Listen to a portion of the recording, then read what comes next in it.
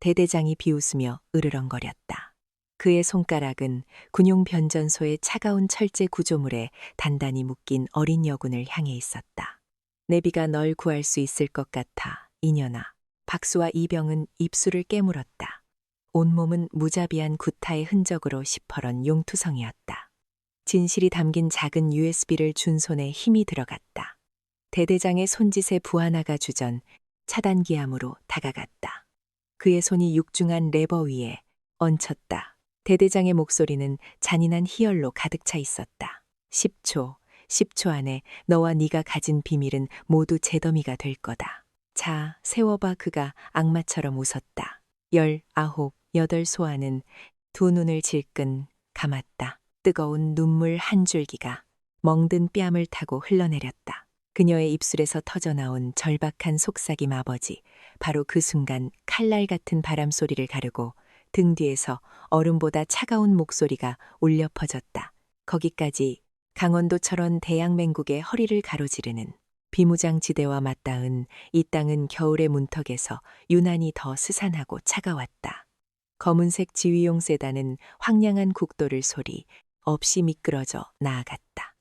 차창 밖으로는 수확이 끝난 텅 빈 농과 앙상한 가지만 남은 나무들 그리고 민간인 통제선임을 알리는 붉은색 경고판만이 반복적으로 스쳐 지나갔다. 차 안에 공기는 밖에 날씨보다도 더 무겁고 서늘했다. 지상작전사령관 육군대장 박진혁은 등받이에 몸을 깊게 기체 굳게 닫힌 입술과 칼날처럼 날카로운 눈빛으로 창밖을 응시하고 있었다. 그의 어깨 위에서 번쩍이는 네 개의 별은 대한민국 육군 60만 대군을 호령하는 절대적인 무게를 상징했다. 전설적인 70특수 임무대 대장 시절부터 그는 적에게는 공포의 대상이자 부하들에게는 신과 같은 존재였다. 그의 이름 앞에는 늘 전쟁 영웅 살아있는 전설이라는 수식어가 따라붙었다. 그런 그였지만 지금 그의 마음 한구석은 전장의 그 어떤 순간보다도 더 복잡한 감정으로 소용돌이치고 있었다. 옆자리에 앉은 젊은 부관이 긴장된 목소리로 보고했다. 사령관님 10분 후 제3보병 사단 백골 부대 위병소에 도착할 예정입니다. 사단장에게는 예정대로 전방 철책선 동계 대비태의 현장 점검으로 보고해 두었습니다. 박진혁은 고개조차 돌리지 않은 채 나지막이 대답했다. 수고했네. 현장 점검. 그것은 표면적인 이유일 뿐이었다. 오늘 그의 진짜 목적은 단 하나였다. 그의 하나뿐인 딸. 이곳 백골부대에서 이제 갓 이등병 계급장을 박수아를 예고 없이 만나보는 것. 딸이 육군 사관학교가 아닌 사병으로 입대하겠다고 했을 때 그는 거품을 물고 반대했었다. 장군의 딸이라는 사실이 알려지는 순간 그 아이의 군 생활이 얼마나 험난해질지 누구보다 잘 알고 있었기 때문이었다. 하지만 제 아비를 똑 닮아 황소고집인 딸을 이길 수는 없었다. 결국 그는 절대 아버지가 누구인지 밝히지 않는다는 피눈물을 삼키며 입영 통지서에 도장을 찍어주었다. 그는 품 안에서 낡은 지갑을 꺼내 그 안에 고이 간직해온 작은 사진 한 장을 들여다보았다. 입대 전 짧게 자란 머리가 어색한 듯 웃고 있는 딸의 모습, 그 환한 미소 뒤에 숨겨진 딸의 고단함을 그는 애써 외면하고 있었다. 잘하고 있을까? 밥은 제대로 먹고 있을까? 혹시라도 누가 괴롭히지는 않을까? 대한민국 최강의 군인이라 불리는 그였지만 딸의 생각 앞에서는 한낱 평범하고 나약한 아버지가 될 뿐이었다. 차가 부대 입구에서 조금 떨어진 작은 언덕 위에서 멈춰섰다. 박진혁이 손을 들어 제지했기 때문이었다. 여기서 잠시 세우게. 조용히. 그는 차 안에서 소리 없이 창문을 내리고 멀리 보이는 위병소의 풍경을 지켜보았다. 팽팽한 긴장감이 감돌아야 할 최전 방부대의 첫 인상. 하지만 그의 눈에 들어온 것은 풀어질 대로 풀어져 나사 빠진 군인들의 모습이었다. 위병소 앞에서는 3명의 군인이 서 있었다. 2명은 병사였고 1명은 부사관이었다. 그중 1명 턱을 치켜둔 채 짝다리를 짚고 있는 병장의 이름표에는 최동호라고 쓰여 있었다. 그 옆에는 팔짱을 낀 채 이 모든 것을 재미있는 구경거리라도 되는 양 지켜보고 있는 하사가 있었다. 그의 이름은 강민석이었다. 그리고 그 두 놈 앞에 잔뜩 군기가 든 채 부동자세로 써 있는 한 명의 이등병 박수와 그의 딸이었다. 딸을 발견한 순간 박진혁의 입가에 희미한 미소가 떠오르려 했다. 하지만 그 미소는 다음 순간 지옥의 분노로 바뀌어 버렸다. 강민석 가사가 비아냥거리는 목소리로 수아에게 말했다. 야, 박수아, 너는 애비가 없냐? 사회에 있을 때 뭘 배우다 온 거야? 대답은 항상 예, 알겠습니다로 끝나는 거라고 몇 번을 말해야. 알아들어. 최동호 병장이 그 말을 받아 거들었다. 그는 수아의 턱, 바로 밑까지 얼굴을 들이밀며 침을 튀겼다. 이 새끼가 진짜 빠져가지고 눈빛 빨라. 아직도 도끼가 안 빠졌네. 이런 년들은 말로 해서는 안 돼. 몸으로 직접 가르쳐줘야지. 수아는 입술을 굳게 깨문 채 그들의 모욕을 묵묵히 견뎌내고 있었다. 그녀의 두 주먹은 보이지 않게 떨리고 있었다.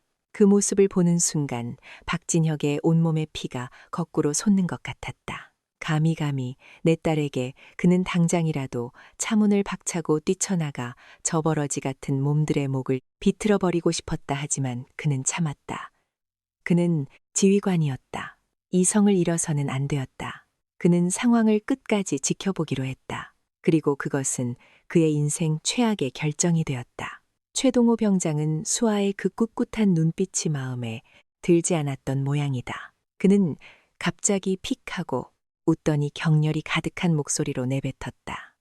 여자애가 군대에 기어들어왔으면 조신하게 몸이나 대줄 것이지. 어디서 건방지의 눈을 똑바로 뜨고 쳐다봐. 그것은 군인을 넘어 한 명의 여성에 대한 참을 수 없는 모욕이었다. 마침내 수아의 인내심이 끊어졌다. 그녀의 입에서 얼음처럼 차가운 목소리가 터져 나왔다. 그 말 취소하십시오. 그 한마디에 최동호와 강민석의 얼굴이 싹 굳었다. 감히 이등병 주제에 그것도 여자애가 자신들에게 반항을 한 것이다. 강민석 하사가 허두음을 터뜨렸다. 야, 저 연 저거 완전 미쳤네야. 최 병장 제대로 한번 보여줘라. 여기가 어떤 곳인지. 최동호의 얼굴에 잔인한 미소가 번졌다. 그는 수아의 정강이를 군홧발로 거칠게 걷어찼다. 퍽하는 둔탁한 소리와 함께 수아가 비명을 삼키며 무릎을 꿇었다. 하지만 그걸로 끝이 아니었다. 최동호는 쓰러진 수아의 복부를 다시 한번 인정사정 없이 걷어찼다. 수아의 입에서 고통스러운 신음이 터져 나왔다. 그녀의 몸이 새우처럼 구부러진 채 바닥을 나뒹었다. 그 광경을 목격하는 순간 박진혁이 앉아있던 뒷좌석의 공기가 얼어붙었다. 아니, 그 공기 자체가 사라져버린 듯 절대적인 진공 상태가 되었다. 그의 손에서 고급 만년필이 우두둑하는 공기 자체가 사라져버린 듯 소리를 내며 두동각 났다.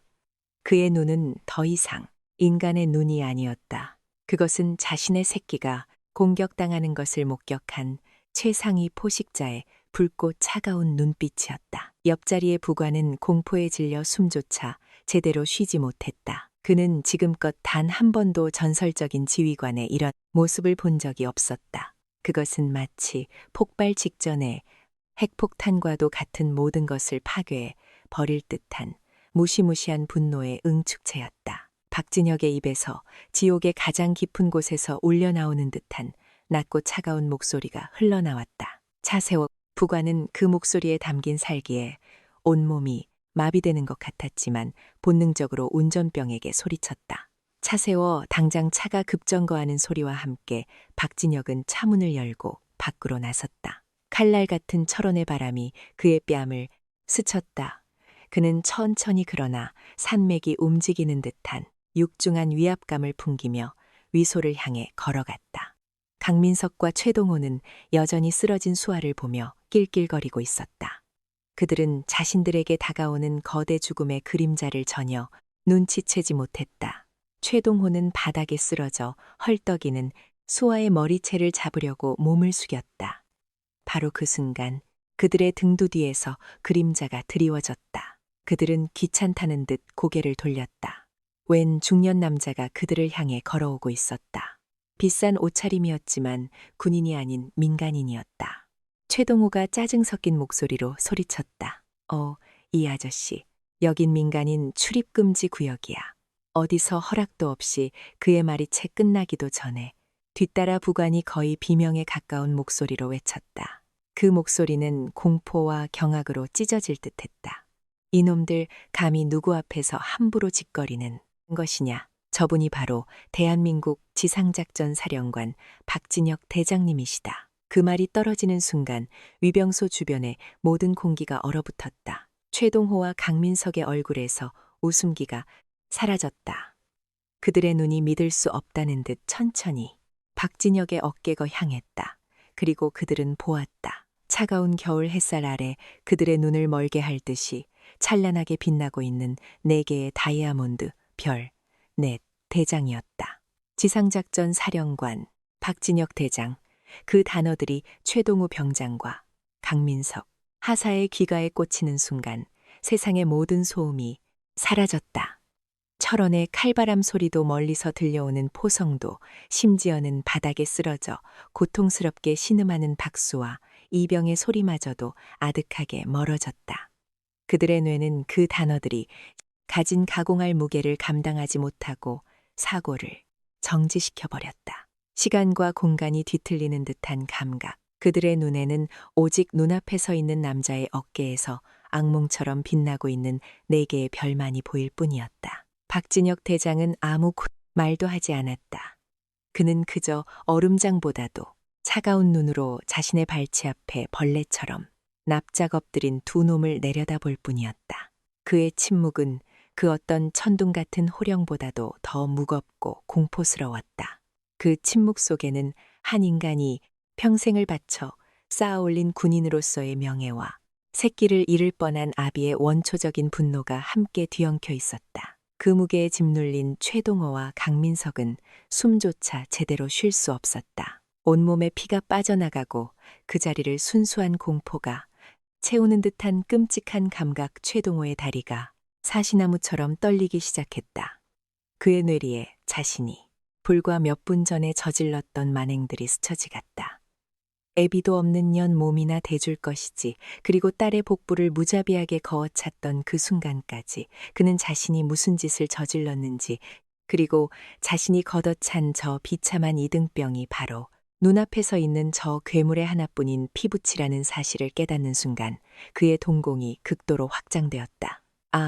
그는 비명조차 지르지 못했다. 그의 정신은 이미 현실을 감당할 수 있는 한계를 넘어 새하얀 공백 속으로 추락하고 있었다. 강민석 하사는 그나마 조금 나았다. 그는 간부였다. 그는 본능적으로 이 상황에서 자신이 해야 할 최선의 행동이 무엇인지 알고 있었다. 그는 뻣뻣한 나무 토막처럼 굳어있던 몸을 움직여 바닥에 머리를 처박을 기세로 엎드렸다. 그의 목소리는 공포로 갈라져 제대로 된 음정을 만들어내지 못했다. 차차고가 있었습니다. 사령관님, 저희는 박수와 이병이 사령관님의 따임이신 줄은 꿈에도 그것은 변명이었다. 하지만 그 변명은 상황을 더욱 악화시킬 뿐이었다. 그 말은즉 상대가 장군의 딸이 아니었다면 그 모든 모욕과 폭행이 용납될 수 있었다는 의미이기도 했기 때문이었다. 박진혁의 입술이 마침내 아주 미세하게 움직였다. 그의 목소리는 지옥의 가장 깊은 곳에서 끌어올린 듯 낮고 건조하게 울렸다. 그래서 내 딸이 아니었으면 그래도 됐다는 건가. 그 한마디에 강민석의 심장이 바닥으로 떨어지는 듯 했다. 그는 필사적으로 머리를 바닥에 찌으며 외쳤다. 아닙니다. 절대 아닙니다. 제가 죽을 죄를 지었습니다. 살려주십시오. 사령관님. 하지만 박진혁은 더 이상 그들에게 눈길조차 주지 않았다. 그는 몸을 돌려 아직도 바닥에서 몸을 제대로 가누지 못하고 있는 딸에게로 다가갔다. 그는 자신의 거대한 몸을 숙여 딸의 상태를 살폈다. 그의 손이 딸의 어깨에 닿려는 순간 수아가 고통 속에서도 필사적으로 그의 손길을 피했다. 오지 마세요. 수아의 목소리는 고통과 수치심 그리고 원망으로 가득 차 있었다. 그녀는 자신의 가장 비참하고 약한 모습을, 하필이면 세상에서 가장 강한 남자인 아버지에게 보이고 말았다는 사실에 절망하고 있었다. 그녀는 아버지가 이런 식으로 자신을 발견하는 것을 원치 않았다. 그녀의 거부에 박진혁의 심장이 칼로 베인 듯 타봤다. 하지만 그는 감정을 드러내지 않았다. 그는 조용히 자리에서 일어났다. 그리고 자신의 부관을 향해 감정이 완전히 제거된 마치 기계와 같은 목소리로 명령을 내렸다. 그의 목소리는 크지 않았지만 위병소 주변의 모든 공기를 얼어붙게 만드는 절대적인 힘을 담고 있었다. 지금 즉시 사단장과 군단장을 여기로 호출해라. 부관은 거의 반사적으로 허리를 꺾으며 외쳤다. 예, 알겠습니다. 그는 떨리는 손으로 군용 스마트폰을 꺼내 단축 번호를 눌렀다. 신호음은 단 한 번밖에 울리지 않았다. 수화기 너머에서는 3사단장인 이동준 소장의 활기찬 목소리가 들려왔다. 충성부관님 사령관님께서는 잘 도착하셨습니까? 지금 막 영접 준비를 마치고 부관은 그의 말을 자르며 거의 비명을 지르듯 말했다. 사단장님, 지금 당장 위소로 튀어오십시오. 군낙은 묶을 시간도 없습니다. 그리고 오군단장님께도 보고하십시오. 지금 즉시 헬기를 타고 이곳으로 오시라고. 수화기 너머에 이동준 소장은 상황의 심각성을 본능적으로 깨달았다. 그는 알겠다는 짧은 대답과 함께 전화를 끊었다. 잠시 후 3사단 사령부 전체에 지진이 일어난 듯한 소동이 벌어졌다. 장성급 지휘관용 차량들이 굉음을 내며 사령부를 뛰쳐나왔고 저 멀리 5군단 주둔지에서는 헬리콥터 프로펠러가 급하게 돌아가는 괴음이 희미하게 들려오기 시작했다. 박진혁은 그 모든 것을 등진 최위소 앞에 굵기 계양대를 향해 걸어갔다. 그는 그곳에 우뚝 서서 차가운 바람에 펄러이는 태극기를 말없이 올려다 보았다. 그의 뒷모습은 마치 분노로 들끓는 화산과도 같았다. 폭발 직전의 위태로운 고요함 시간은 영원처럼 흘러갔다. 마침내 저 멀리서 여러 대의 지휘관용 차량들이 흙먼지를 일으키며 미친 듯이 달려왔다. 차들은 위병수 앞에 급정거하며 끼익하는 날카로운 마차음을 냈다. 가장 먼저 차에서 내린 것은 3사단장 이동준 소장이었다. 그의 얼굴은 새하얗게 질려 있었고 급하게 뛰어오느라 전투모는 비뚤어져 있었다. 그의 뒤를 이어 참모장과 연대장, 대대장, 대대장, 그리고 중대장까지 위병소 근무와 관련된 모든 지휘 계통의 장교들이 차에서 내려 거의 굴러오다시피 달려왔다. 그들은 위병소 앞에 처참한 광경을 보고는 그대로 얼어붙었다. 바닥에 쓰러져 있는 여군, 그리고 그 앞에 벌레처럼 엎드려 있는 하사병장, 그리고 그 모든 것을 압도하며 서 있는 전설 속의 지휘관 박진혁 대장의 뒷모습. 소장은 눈앞이 캄캄해지는 것을 느꼈다. 자신의 관할 구역에서, 그것도 지상작전, 사령관의 눈앞에서 이런 끔찍한 일이 벌어졌다는 사실을 믿을 수가 없었다.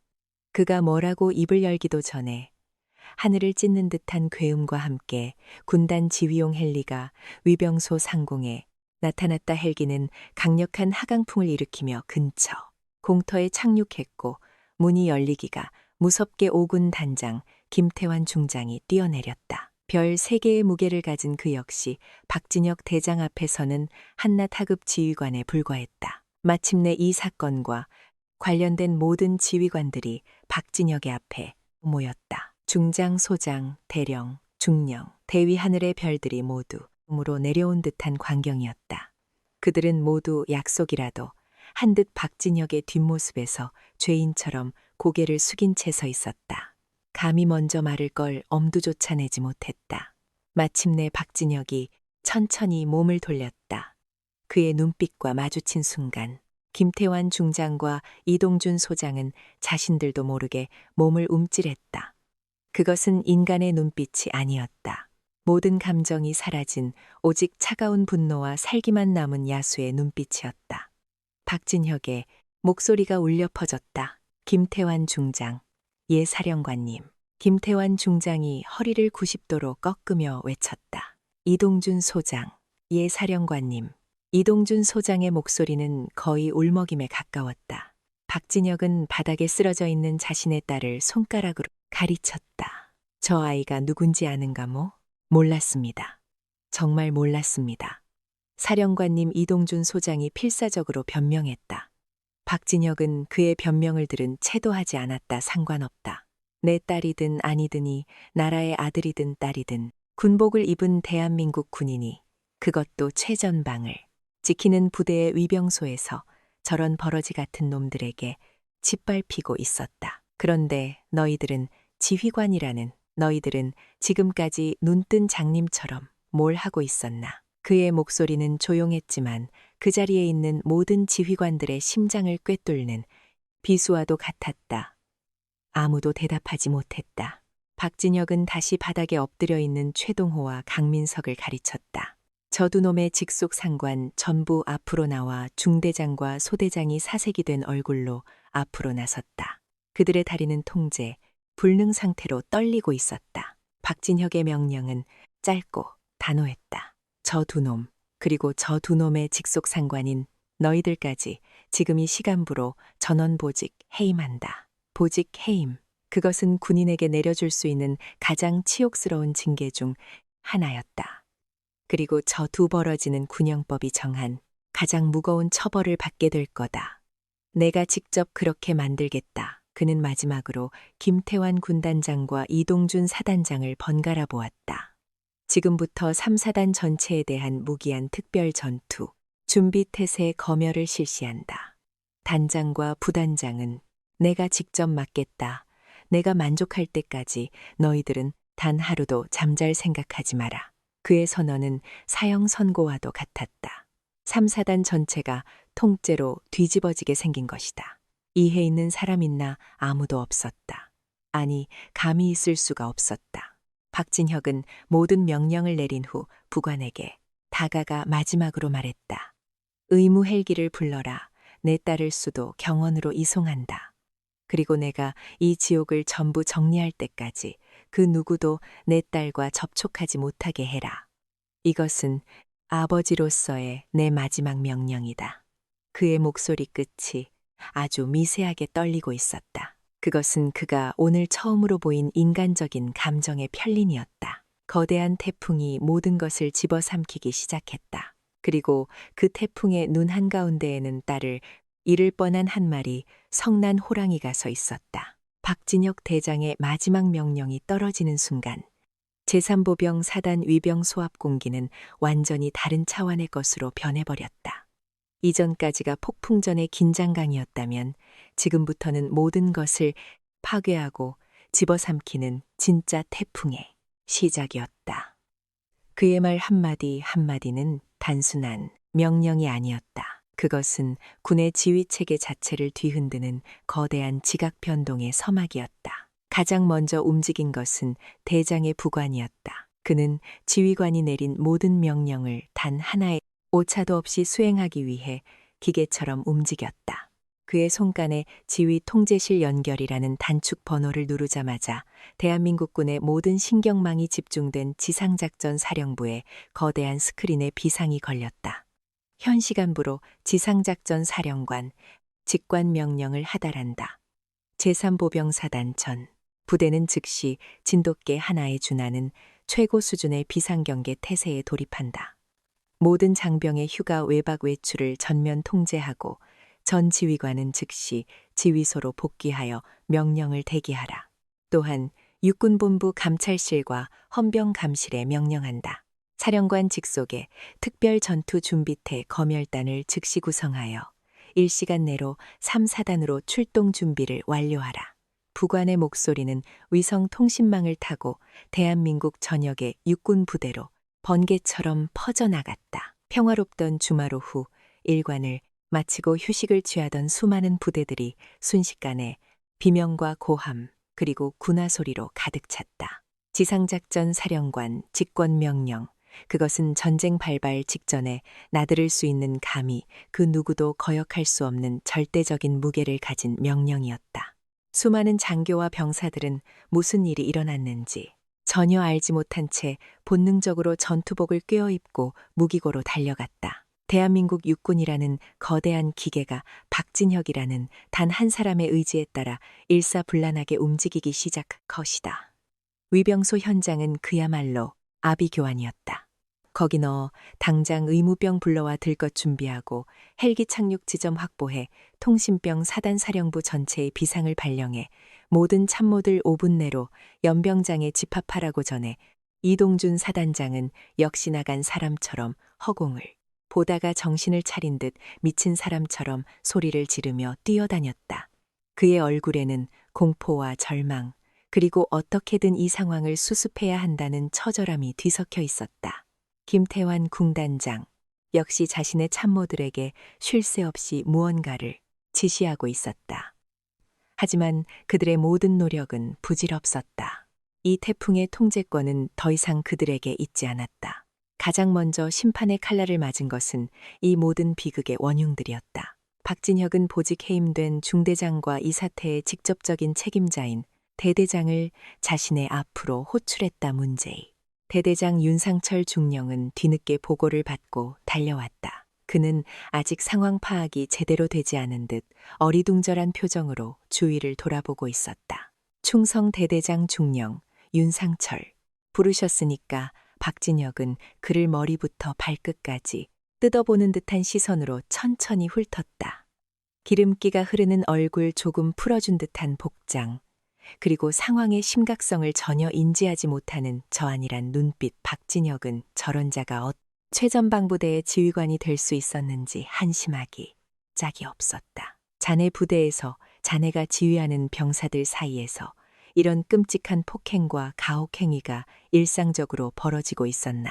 윤상철 중력은 순간 당황하며 눈알을 굴렸다. 저 가끔 병사들끼리 군기를 잡기 위한 다툼이 있었다는 보고는 받았습니다만 이 정도일 줄은 그것은 비겁한 변명이었다. 몰랐다는 말로 책임을 회피하려는 수작 박진혁의 목소리가 한 톤 더 낮아졌다. 군기를 잡기 위한 다툼한 명예병사가 일방적으로 구타당하고 성적인 모욕까지 당하는 것이 내놈 눈에는 다툼으로 보이나 그것은 군기강 확립이 아니라 명백한 범죄다.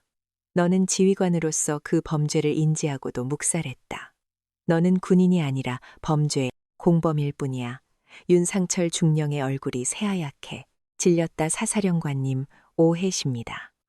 입 닥쳐. 박진혁의 나지막한 한마디에 윤상철은 입을 굳게 다물었다. 내 놈과 내 놈의 직속상관이었던 연대장, 그리고 너희들을 지휘 손상에서 감독해야 했던 사단 참모장까지 지금 이 시간부로 전원 보직 해인 및 정식 감찰 조사를 명한다. 헌병들은 저자들을 당장 연행해 사령관님 제발 한 번만 기회를. 윤상철이 무릎을 꿇고 애원하려 했지만 그의 말이 끝나기도 전에 양쪽에서 달려든 헌병들에게 팔이 붙들렸다. 그는 짐작처럼 질질 끌려가며 비명을 질렀다. 한 부대의 왕처럼 군림하던 중령의 비참한 최후였다. 그 모습을 지켜보던 최동호와 강민석의 얼굴은 이미 살아있는 사람의 것이 아니었다. 그들은 자신들의 장난 같은 악행이 이렇게 거대한 나비 효과가 되어 사단 전체를 집어삼킬 줄은 꿈에도 상상하지 못했다. 그들의 눈에는 이제 순수한 공포와 후회만이 남아 쉴 새 없이 눈물을 흘리고 있었다. 하지만 이미 늦었다. 곧이어 두두하는 괴음과 함께 붉은색 십자가가 선명한 의무 후송 헬기가 위병소 상공에 도착했다. 헬기에서 내린 의무관과 의무병들이 신속하게 들 것을 펼쳐 조심스럽게 박수화를 헬기로 옮겼다. 박진혁은 딸이 헬기에 오르는 모습을 단 한순간도 눈을 떼지 않고 지켜보았다. 그의 얼굴은 여전히 화강암처럼 굳어 있었지만 그 눈빛 속에는 깊은 고통과 슬픔이 강물처럼 흐르고 있었다. 아비로서 딸의 고통을 지켜볼 수밖에 없다는 무력감, 그것이 그의 심장을 갈기갈기 찢고 있었다. 헬기가 하늘로 솟아올라 시야에서 사라지자 박진혁은 다시 냉혹한 지휘관의 모습으로 돌아왔다. 그는 현장에 남아있는 모든 지휘관들을 돌아보며 선언했다. 지금부터 내가 직접 3사단을 해집어 놓겠다. 그의 목소리는 조용했지만 그 안에 담긴 결의는 천둥과도 같았다. 나는 이 부대에 만연한 모든 부조리와 폭력, 그리고 썩어빠진 정신 상태를 뿌리째 뽑아낼 것이다. 병사 한 명 한 명을 모두 직접 면담하고 모든 서류와 물자를 직접 확인할 것이다. 단 하나의 거짓과 은폐도 용납하지 않는다. 만약 내 검열 과정에서 무언가를 숨기려 하거나 방해하려는 자가 있다면 지휘 고하를 막론하고 군복을 벗게 될 줄 알아라. 이것은 경고가 아니다. 약속이다. 김태환. 군단장과 이동준 사사단은 차가운 땀이 등줄기를 타고 흐르는 것을 느꼈다. 그들은 박진혁이라는 인물이 어떤 사람인지 누구보다 잘 알고 있었다. 그는 말로만 위협하는 사람이 아니었다. 그는 한 번 한다고 하면 하늘이 두 쪽 나도 해내는 사람이었다. 이제 3사단은 아니오 분단 전체는 진짜 지역을 경험하게 될 타였다. 박진혁이 선포한 특별 겸멸은 상상을 초월하는 수준으로 진행되었다. 그는 정말로 잠을 자지 않았다. 밤낮을 가리지 않고 사단 예하의 모든 대대와 중대를 직접 방문했다. 그는 지휘관 보고를 받기 전에 함상 최말단 병사들의 생활관 먼저 찾았다. 그는 병사들을 모두 연병장에 집합시켜 놓고 딱 한 가지만 물었다. 부당한 일을 당했거나 목격한 사람 있나 지금 이 자리에서 말해라. 너희들의 신분은 내가 목숨을 걸고 보장하겠다. 처음에는 모두가 침묵했다. 보복이 두려웠기 때문이었다.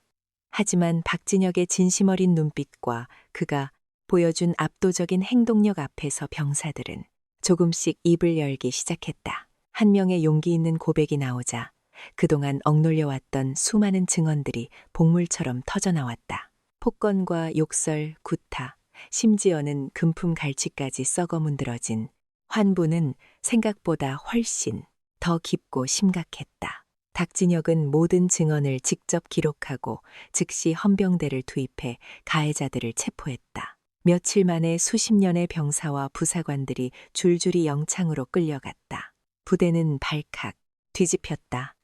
선임이라는 이유만으로 후임들을 괴롭히던 쓰레기들은 이제 박진혁 대장의 이름만 들어도 경기를 일으킬 정도가 되었다. 반면 묵묵히 고통받던 대다수의 선량한 병사들은 해방감을 맛보았다. 그들은 박진혁을 단순한 지휘관이 아닌 자신들을 구원하러 온 영웅으로 여기기 시작했다. 그의 칼날은 병사들뿐만 아니라 간부들을 향해서도 무자비했다. 그는 모든 부대의 군수 창고와 행정 서류를 직접 대조했다. 그 과정에서 수많은 비리와 부정들이다. 유류를 빼돌린 수송관 부식비를, 횡령한 보급관, 그리고 훈련 성과를 허위로 보고한 작전 장교까지 그의 날카로운 눈을 피할 수 있는 사람은 아무도 없었다. 매일 아침 사단 게시판에는 새로운 보직 해인 및 징계위원회 회부 명단이 나붙었고 3사단 장교들은 자신들의 이름이 언제 올라갈지 모른다는 공포에 떨어야만 했다. 박진혁 대장이 3사단에 몰고 온 지진은 군 전체를 뒤내는 거대한 경종이 되었다. 그의 무자비하고 철저한 검열 방식은 분명 많은 저항과 반발을 불러일으켰지만 동시에 군이 스스로 정화될 수 있다는 희망을 보여주기도 했다. 하지만 그 거대한 지진의 한가운데에서 정작 가장 큰 상처를 입고 고립되어가는 한 사람이 있었다. 그 모든 것의 시작점이자 박진혁이 그토록 지키고 싶어 했던 그의 딸 박수아였다. 그녀를 위한 아버지의 분노는 역설적으로 그녀를 더 깊은 지옥으로 몰아넣고 있었다. 국군 수도, 병원 1인 특실, 창밖으로는 잘 가꾸어진 병원, 정원의 평화로운 풍경이 보였지만 박수아의 마음은 황량한 전쟁터와도 같았다. 푹신한 침대와 깨끗한 시트 영양사가 세심하게 짠 식단과 최고의 의료진 그녀는 군인이 받을 수 있는 최상의 대우를 받고 있었지만 단 한순간도 편안함을 느끼지 못했다. 이 모든 과분한 대우가 자신이 대장의 딸이기 때문에 주어진 것이라는 사실이 그녀를 끊임없이 올가매고 있었다. 그녀의 몸에 남았던 시퍼런 멍과 상처들은 시간이 지나며 옅어져 갔다 하지만 그보다 더 깊은 상처가 그녀의 마음속에 새겨지고 있었다. 수치심, 무력감, 그리고 자신 때문에 벌어지고 있는 거대한 소용돌이에 대한 죄책감. 그녀는 병실에 놓인 TV를 통해 아버지가 삼사단에서 벌이고 있는 전쟁에 대한 소식을 매일같이 접하고 있었다. 뉴스는 연일 박진혁 대장의 철권 통치 백골 부대, 창군일의 최대 규모의 개혁 단행과 같은 자극적인 보도를 쏟아냈다.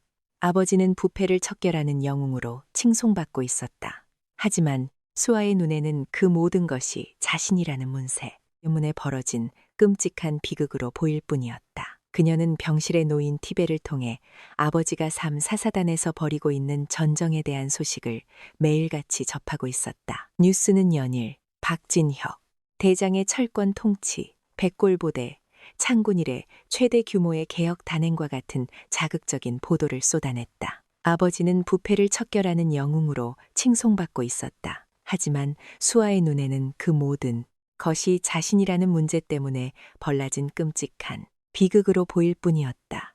그녀는 동기들과 연락을 주고받으며 부대의 소식을 간간히 전해 듣고 있었다. 처음 며칠간 동기들은 그녀의 안부를 걱정하며 위로의 말을 건넸다. 최동호와 강민석 같은 암적인 존재들이 사라진 것에 대해 고맙다는 말도 했다. 하지만 그 분위기는 오래가지 않았다. 아버지의 특별 검열이 장기화되고 그 강도가 상상을 초월하는 수준으로 치닫자 부대 전체가 패닉 상태에 빠졌다는 소식이 들려왔다. 휴가와 외박이 무기한 통제된 병사들의 불만이 폭발 직전이었고 밤낮 없이 이어지는 감사와 조사의 장교들과 부사관들은 거의 녹초가 되어가고 있었다. 부대의 모든 시스템이 사실상 마비 상태에 이르렀다. 그리고 어느 순간부터 그 모든 분노의 화살이 보이지 않게 박수아에게로 향하기 시작했다. 그녀와 메시지를 주고받던 동기들의 말투가 미묘하게 변해갔다. 위로와 걱정의 말은 사라지고 그 자리를 가시돋친 냉소와 비아냥이 채우기 시작했다. 수아, 너는 좋겠다. 아빠 덕분에 편하게 병원에서 쉬고 있어서 내 덕분에 우리 부대 아주 작살나고 있다. 고맙다. 진짜 역시 공주님은 다르시네. 이등병 하나 때문에 사단 전체가 무릎을 꿇으니 말이야. 공주님 아빠백. 고자질쟁이 그 단어들은 날카로운 유리 조각이 되어 수아의 심장을 파고들었다. 그녀는 아무런 대꾸도 할 수 없었다. 그들의 말이 어느 정도는 사실이었기 때문이었다. 만약 자신이 대장의 딸이 아니었다면 그날의 폭행 사건은 그저 수많은 부대의 부조리 중 하나로 조용히 무뎠을 것일 것이다. 아버지는 분노하지 않았을 것이고 부대는 이렇게까지 쑥대밭이 되지 않았을 것이다. 결국 이 모든 혼란의 시작은 바로 박수아 자신이었다. 그녀는 더 이상 동기들에게 연락할 수 없었다. 세상과 연결된 유일한 끈이 끊어지자 그녀는 하얀 병실이라는 감옥 안에 완벽하게 고립되었다. 그녀를 찾아오는 사람은 단 한 명뿐이었다. 며칠에 한 번씩 모든 일을 마치고 녹초가 된 몸을 이끌고 오는 아버지 박진혁.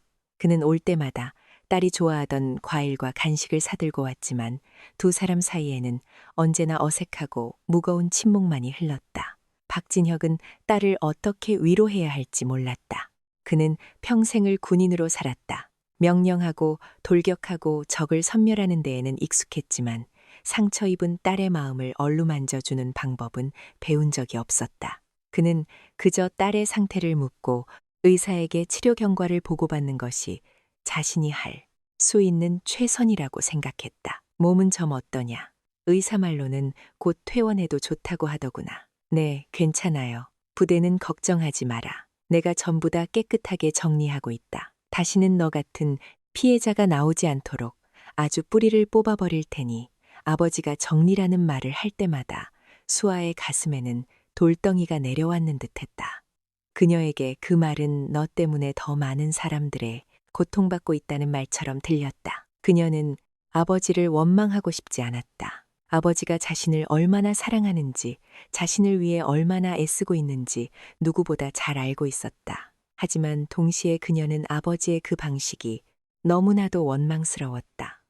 아버지는 자신을 구한 것이 아니었다. 그는 그저 자신의 분노를 자신의 방식대로 풀고 있을 뿐이었다.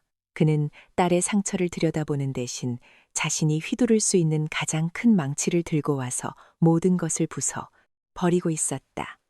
그녀는 병실 상밖으로 보이는 세상과 점점 더 멀어지고 있었다.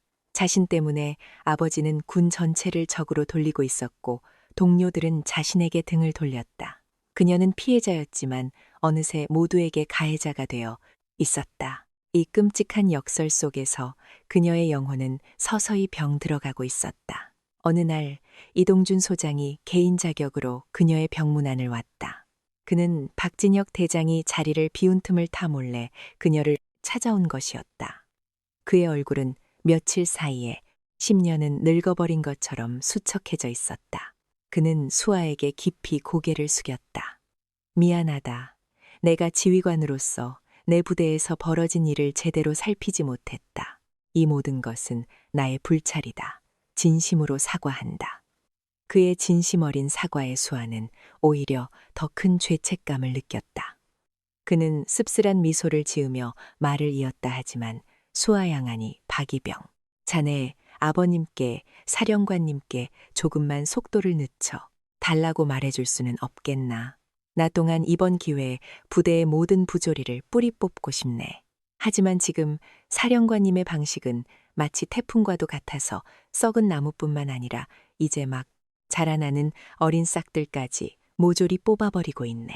선량한 대다수의 장병들이 너무나도 큰 고통을 받고 있어 부대의 사기는 바닥으로 떨어졌고 지휘 체계는 거의 붕괴 직전이야. 이러다가 정말 돌이킬 수 없는 일이 벌어질까 두렵네. 그의 목소리에는 간절함이 묻어 있었다. 그는 박진혁 대장에게 직접 말할 수 없었기에 그의 유일한 약점인 딸에게 호소하러 온 것이었다. 그의 말을 듣는 내내 수아는 심장이 차갑게 식어가는 것을 느꼈다. 이동준 소장이 돌아간 후 수아는 오랫동안 창밖을 바라보았다. 그녀는 결심했다. 더 이상 이렇게 숨어 있을 수만 없다고. 이 끔찍한 악순환을 끊기 위해서는 자신이 직접 아버지와 맞서야만 한다고. 그날 저녁 박진혁이 어김없이 지친 얼굴로 병실을 찾아왔다. 그는 막 회의를 마치고 온 득북 차림이었다. 그에 대해서는 화약 냄새와 깊은 피로의 냄새가 났다. 그가 과일 바구니를 내려놓으며 입을 열었다. 내일이면 특별 검열도 거의 마무리 된다. 이제 곧 부대로 복귀할 수 있을 거다. 내가 모든 것을 바로 잡아 놓았으니 이제 아무도 널 함부로 대하지 못할 그때였다. 수아가 그의 말을 자르며 그동안 단 한 번도 보인 적 없었던 차가운 목소리로 말했다. 그만하세요. 박진혁은 순간 자신의 귀를 의심했다. 뭐라고 수아는 침대에서 일어나 아버지의 눈을 똑바로 쳐다보았다. 그녀의 눈에는 더 이상 나약한 피해자의 눈물이 아닌 분노와 절망으로 이글거리는 불꽃이 타오르고 있었다. 제발 이제 그만하시라고요. 아버지, 그녀의 목소리가 가늘게 떨리고 있었다. 그 안에는 그동안 꾹꾹 눌러왔던 모든 감정들이 담겨 있었다. 이것은 아버지와 딸 사이에 생긴 너무나도 깊고 아픈 균열의 시작이었다. 그만하세요. 딸의 입에서 나온 그 차가운 한마디는 100마디의 적군 포화보다도 더 날카롭게 박진혁의 심정을 관통했다. 그는 순간 말문이 막혔다. 평생을 전장에서 살아온 그였지만 지금 자신의 눈앞에서 벌어지고 있는 이 상황을 어떻게 받아들여야 할지 알 수 없었다. 분노와 절망으로 가득 찬 딸의 눈빛, 그것은 그가 지금껏 단 한 번도 본 적 없는 낯선 모습이었다. 그는 애써 침착함을 유지하며 물었다. 그의 목소리는 자신도 모르게 조금씩 굳어지고 있었다. 수아야, 지금 그게 무슨 말이냐? 내가 널 위해서 저료 수아가 그의 말을 자르며 되물었다. 그녀의 목소리에는 날카로운 조소가 섞여 있었다. 그녀는 마치 무너져 내리기 직전에 댐처럼 위태롭게 흔들리고 있었다. 아버지가 지금 하시는 일이 정말 절한 일이라고 생각하세요? 아니요, 아버지는 절 구한 게 아니에요. 아버지는 그저 아버님의 분노를 풀고 계신 것뿐이에요. 제 상처는 들여다보지도 않은 채 그저 아버님의 방식대로 모든 걸 부수고 짓밟고요. 그녀의 외침은 하얀 병실의 벽에 부딪혀 매이쳤다. 박진혁의 얼굴이 딱딱하게 굳었다. 그는 딸의 말을 이해할 수 없었다. 그는 딸을 지키기 위해 군 전체를 적으로 돌리는 것도 마다하지 않았다. 자신의 모든 것을 걸고 딸에게 상처를 준 모든 것들을 뿌리 뽑고 있었다. 그런데 딸은 그런 그에게 고맙다는 말 대신 비수를 꽂고 있었다. 깊은 배신감이 그의 가슴 속에서 치밀어 올랐다. 그의 목소리가 싸늘하게 가라앉았다. 내가 틀렸다는 거냐? 저런 버러지 같은 놈들로부터 널 지키고 다시는 너 같은 피해자가 나오지 않도록 군기강을 바로 세우는 것이 잘못된 일이라는 거냐? 방식이 틀렸잖아요. 수아가 우음을 터뜨리며 소리쳤다. 그동안 꾹꾹 눌러왔던 모든 서름과 억울함이 눈물과 함께 쏟아져 나왔다. 저는 아버지가 이렇게 해주시길 바란 게 아니었어요. 저는 그냥 조용히 군 생활 마치고 싶었을 뿐이에요. 아버지가 누군지 아무도 모르게 제 힘으로 다른 동기들처럼 평범하게요. 그런데 아버지가 나타나셔서 모든 걸 망쳐버렸어요. 아버지가 휘두르는 그 무지막지한 권력 때문에 이제 저는 부대에서 공주님이라고 불려요. 모두가 저를 손가락질하고 애비 믿고 고자질한 연이라고 수군거린다고요. 아세요? 그녀의 절규에 박진혁은 할 말을 잃었다. 그는 전혀 생각하지 못했던 부분이었다. 그는 오직 적을 섬멸하는 것에만 집중했을 뿐 딸이 어떤 상처를 입게 될지는 미처 헤아리지 못했다. 그는 훌륭한 지휘관이었지만 서투른 아버지였다. 수아의 울음 섞인 목소리는 멈추지 않았다. 이제 아무도 저와 말을 섞으려 하지 않아요. 저는 동기들을 모두 잃었어요. 제가 돌아갈 부대는 이제 제가 알던 그곳이 아니에요. 아버지가 만들어 놓은 거대한 감옥일 뿐이라고요. 이게 아버지가 원했던 결과인가요? 저를 구하는 게 아니라 저를 완벽하게 고립시키는 거예요. 그건 시간이 지나면 모두가 알아줄 거다. 내가 옳았다는 것을, 그리고 너는 아무 잘못이 없다는 것을 박진혁이 힘겹게 대답했지만 그 말은 더 이상 수아에게 아무런 위로가 되지 못했다. 시간이요. 그 시간이 흐르는 동안 저는 어떻게 살아가야 하는데요. 아버지는 그냥 명령만 내리고 떠나면 그만이지만 저는 그곳에서 살아가야 하는 사람이에요.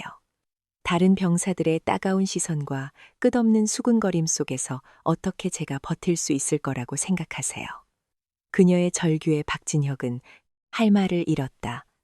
그는 오직 저를 구하는 게 아니라 저를 완벽하게 고립시키는 거요.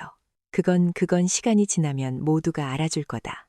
내가 옳았다는 것을, 그리고 너는 아무 잘못이 없다는 것을 박진혁이 힘겹게 대답했지만 말은 더 이상 수아에게 아무런 위로가 되지 못했다. 시간이요.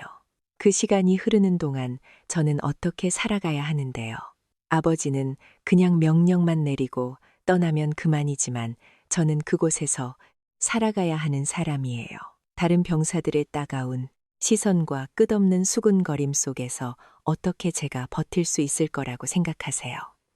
그녀는 고개를 저으며 뒷걸음질 쳤다. 마치 아버지가 괴물이라도 되는 것처럼 아버지는 절 구한 게 아니에요. 아버지는 제 인생을 망치셨어요. 그 마지막 한마디 인생을 망치셨어요. 그 말이 박진혁의 마지막 남은 이성의 끈을 끊어버렸다. 그는 평생을 딸을 위해 헌신해왔다고 생각했다. 단 한 번도 딸의 행복 이외의 것을 바란 적이 없었다.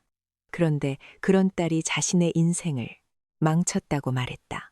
그의 가슴 속에서 억누르고 있던 분노와 슬픔, 그리고 배신감이 한꺼번에 폭발했다. 그의 입에서 평생 단 한 번도 딸에게 해본 적 없는 찬둥 같은 고함이 터져 나왔다. 닥치지 못해 그의 목소리는 너무나도 위압적이어서 병실의 유리창이 덜덜 떨릴 정도였다.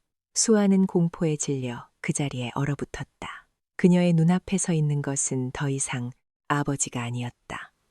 수만 대군을 호령하는 냉혹한 지휘관 박진혁 대장이었다. 박진혁은 성큼 떨에게 다가갔다. 그의 눈은 분노로 붉게 충혈되어 있었다. 너는 아직 세상을 몰라. 군대라는 조직이 어떤 곳인지, 이 아비가 어떤 마음으로 너를 지키려 했는지 너는 아무것도 몰라. 철없는 투정은 그만 부려라. 너는 군인이다. 군인이 되었으면 군인답게 생각하고 행동해 언제까지 아비 품에 안긴 어린애처럼 굴 텐가. 그의 말은 날카로운 채찍이 되어 수아의 마음을 후려쳤다. 그는 딸의 아픔을 이해하려 하지 않았다. 그는 그저 자신의 논리를, 지휘관의 논리를 딸에게 강요하고 있을 뿐이었다. 지금 당장 퇴원 준비해. 내일부러 부대로 복귀한다. 가서 내 눈으로 직접 봐라. 내가 너를 위해 무엇을 바꾸어 놓았는지, 그리고 증명해 보여라. 네가 더 이상 나약한 피해자가 아니라 이 모든 것을 이겨낼 수 있는 강한 군인이라는 것을. 이것은 아버지로서의 부탁이 아니다. 너의 직속, 상관으로서 내리는 명령이다. 그 말을 끝으로 박진혁은 뒤도 돌아보지 않고 병실을 나가버렸다. 쾅하는 소리와 함께 문이 닫혔다. 병실 안에는 차갑게 식어버린 공기와 모든 것을 잃어버린 사람처럼 망연자실하게 서 있는 수아만이 홀로 남았다. 그녀의 뺨을 타고 흐르던 눈물은 이미 모두 마른 지 오래였다. 그녀의 텅 빈 눈동자에는 더 이상 슬픔이나 분노 같은 감정은 남아있지 않았다.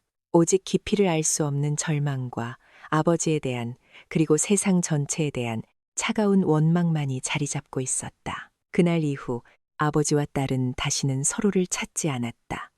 그들의 관계는 가장 사랑했기에 서로에게 가장 깊은 상처를 남긴 채 그렇게 얼어붙어 버렸다. 박진혁은 자신의 신념대로 개혁의 칼날을 계속 휘둘렀지만 그의 마음 한구석은 텅 비어버린 듯한 공허함으로 가득 찼다. 그는 전쟁에서는 이기고 있었지만 정작 가장 소중한 것을 잃어가고 있었다. 그리고 그 사실을 그는 애써 외면하고 있었다. 박진혁 대장이 제3사단에 몰고 온 피해 숙청은 군 내부를 넘어 대한민국 전체를 뒤흔드는 거대한 이슈가 되었다. 처음에는 그의 철권 통치에 환호하던 여론도 검열이 장기화되고 그 범위가 군 전체로 확대될 조짐을 보이자 조금씩 다른 목소리를 내기 시작했다. 특히 보수적인 예비역 장성단체와 군과 밀접한 관계를 맺고 있는 일부 정치 세력을 중심으로 우려와 비판이 터져나왔다. 그들의 논리는 교묘했다. 군기강 확립이라는 대의는 동의하지만 한 사람의 지휘관이 사적인 감장을 앞세워 군 전체를 뒤흔드는 것은 월권 행위라는 것이었다.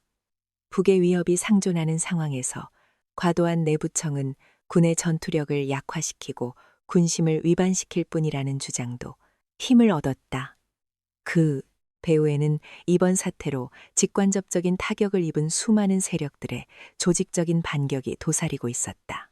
박진혁의 칼날이 단순히 부패한 군인 몇몇을 넘어 그들과 복잡하게 얽혀있 정치적, 경제적 카르텔의 심장부를 겨누고 있다는 것을 깨달은 그들이 이제 자신들의 생존을 위해 뭉치기 시작한 것이다.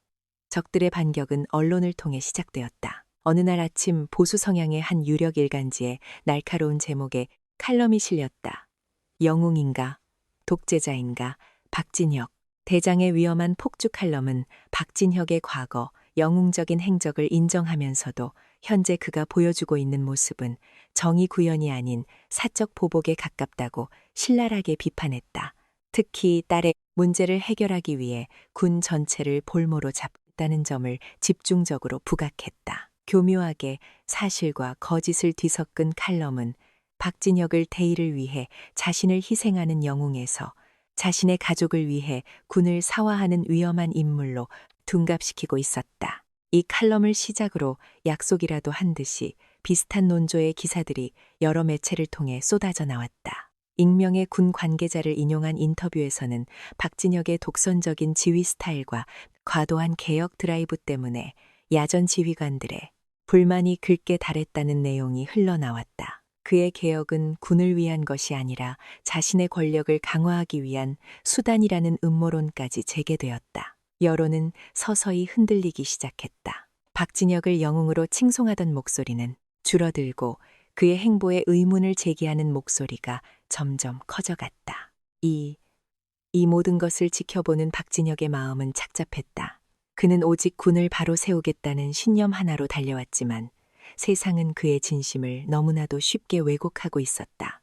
딸과의 갈등으로 텅 비어버린 그의 가슴에 이제는 세상에 대한 깊은 환멸감마저 쌓여가고 있었다. 그리고 마침내 정치권의 압력이 실체적인 힘이 되어 그의 목을 조여오기 시작했다. 그가 단행한 숙청 작업으로 인해 직격탄을 맞은 국방위원회의 한 야당 의료원이 국회 본회의 공식적으로 문제를 제기하고 나섰다. 지상작전 사령관의 도를 넘는 월권 행위를 더 이상 묵과할 수 없습니다. 국방부 장관은 즉시 박진혁 대장을 지위 해제하고 이번 사태의 진상을 밝히기 위한 국정조사를 실시해야 합니다. 그의 외침은 여야를 막론하고 상당한 지지를 얻었다. 박진혁의 개혁이 군 내부의 많은 기득권 세력들의 심기를 건드렸기 때문이었다. 상황이 이렇게 되자 청와대와 국방부도 더 이상 그의 편을 들어줄 수 없는 지경에 이르렀다. 그들에게는 군의 개혁보다 당장의 정치적 안정이 더 중요했다. 결정타는 그가 가장 믿었던 사람에게서 날아왔다. 합참의장이었다. 주말 오후 박진혁은 합참의장실로 긴급 호출되었다. 합참의장의 얼굴은 그 어느 때보다도 굳어 있었고 그의 눈에는 깊은 고뇌와 실망감이 뒤섞여 있었다. 박 장군, 미안하네. 나도 자네의 충정을 믿어. 의심치 않네만 더 이상은 안 되겠네. 그는 책상 위에 놓인 서류 한 장을 박진혁에게 내밀었다. 그것은 국방부 장관과 합참의장의 이름으로 박진혁에게 하다 라는 공식 명령서였다. 명령 현시간부로 제3보병 사단에 대한 특별 전투준비 태세 검열을 즉시 중단하고 모든 검열단 인원을 원소속 부대로 복귀시킬 것. 지상작전사령관은 본연의 임무에 복귀하여 더 이상의 군내 갈등을 유발하는 행위를 중단할 것. 그것은 사실상의 항복명령이었다. 박진혁의 손이 명령소를 준 채 부들부들 떨렸다. 그의 눈이 불타는 듯한 분노로 이글거렸다. 이게 무슨 뜻입니까? 의장님, 지금 저도로 모든 것을 멈추고 물러서라는 말씀이십니까? 이제 겨우 썩은 뿌리의 실체를 발견하기 시작했는데 합참의장은 고개를 저으며 쓰옷을 지었다. 뿌리. 박 장군, 자네가 건드린 건 단순한 뿌리가 아니야. 이 나라의 군과 정치를 수십 년간 지탱해온 거대한 집안 그 자체일세. 그걸 통째로 뽑아내려 하니 땅이 흔들리지 않을 수 있겠나? 지금 청와대와 국회는 자네 때문에 벌어진 이 지진을 감당할 수가 없어. 이건 나로서도 어쩔 수 없는 결정이었네. 극치 논리 때문에 정의를 지장하라는 말씀이십니까? 박진혁이 포효하듯 외쳤다. 그의 외침에 합참의장실의 공기가 팽팽하게 떨렸다. 합참의장은 그런 그를 안타까운 눈으로 바라보았다. 박 장군, 자네는 최고의 군인이지만 서투른 정치인이야. 때로는 칼을 칼집에 넣을 줄도 알아야 하는 법일세. 자네가 계속 이 칼을 휘두르면 결국 부러지는 것은 자네의 칼이 될 걸세. 이건 군 선배로서 그리고 자네를 아끼는 친구로서 해주는 마지막 충고일세. 박진혁은 더 이상 아무 말도 할 수 없었다. 그는 거대한 벽 앞에서 무력하게 패배했다. 적의 총칼 앞에서는 단 한 번도 물러선 적 없었던 그였지만 정치라는 보이지 않은 거대한 힘 앞에서는 속수무책이었다. 그는 자신이 믿었던 모든 것, 조국, 군, 그리고 정의라는 가치에 깊은 회의감을 느꼈다. 그는 텅 빈 눈으로 합참장을 바라보며 기계처럼 대답했다. 알겠습니다. 명령에 복종하겠습니다. 그 말을 내뱉는 순간 그의 등 뒤에서 무언가 쿵 하고 무너져 내리는 소리가 들리는 듯했다. 그것은 그가 평생을 바쳐 쌓아 올린 군인으로서의 자의심과 심이 무너지는 소리였다. 그날 저녁 제3사단에 내려졌던 모든 특별 명령이 해제되었다. 한 달 가까이 부대를 옥죄던 검열단이 철수한다는 소식의 부대는 안도와 환호의 분위기에 휩싸였다. 징계를 받았던 지휘관들은 하나둘씩 원대 복귀하거나 더 좋은 보직으로 옮겨가기 시작했다. 박진혁이 일으켰던 거대한 태은 마치 아무 일도 없었다는 듯이 하룻밤 사이에 잦아들었다. 박진혁은 자신의 집무실에 홀로 앉아 텅 빈 창밖에 어둠을 바라보고 있었다. 그는 모든 것을 잃었다. 군의 개혁은 실패로 돌아갔고 그는 사적인 감정으로 군을 혼란에 빠뜨린 지휘관이라는 오명을 뒤집었었다. 그리고 무엇보다 그는 딸을 잃었다. 그는 서랍을 열어 딸과 함께 찍었던 낡은 사진을 꺼내 들었다. 사진 속에서 환하게 웃고 있는 딸의 모습이 오늘따라 유난히 멀게 느껴졌다. 그는 사진을 가만히 얼루만졌다. 그의 거칠고 투박한 손끝에서 뜨거운 무언가가 뚝 하고 떨어져 내렸다. 평생 단 한 번도 눈물을 보이지 않았었던 강철의 사나이의 눈에서 뜨거운 눈물이 흘러내리고 있었다. 그것은 패배의 눈물이자 후회의 눈물이었다. 하지만 그는 알지 못했다.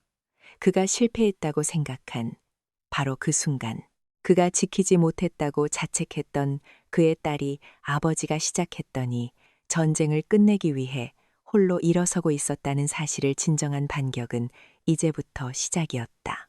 아버지가 떠난 후 박수아는 지옥 같은 시간 속에 던져졌다 부대로 복귀한 첫날 그녀를 맞이한 것은 싸늘한 침묵과 경멸이 뒤섞인 동료들의 시선이었다. 아무도 그녀에게 말을 걸지 않았다.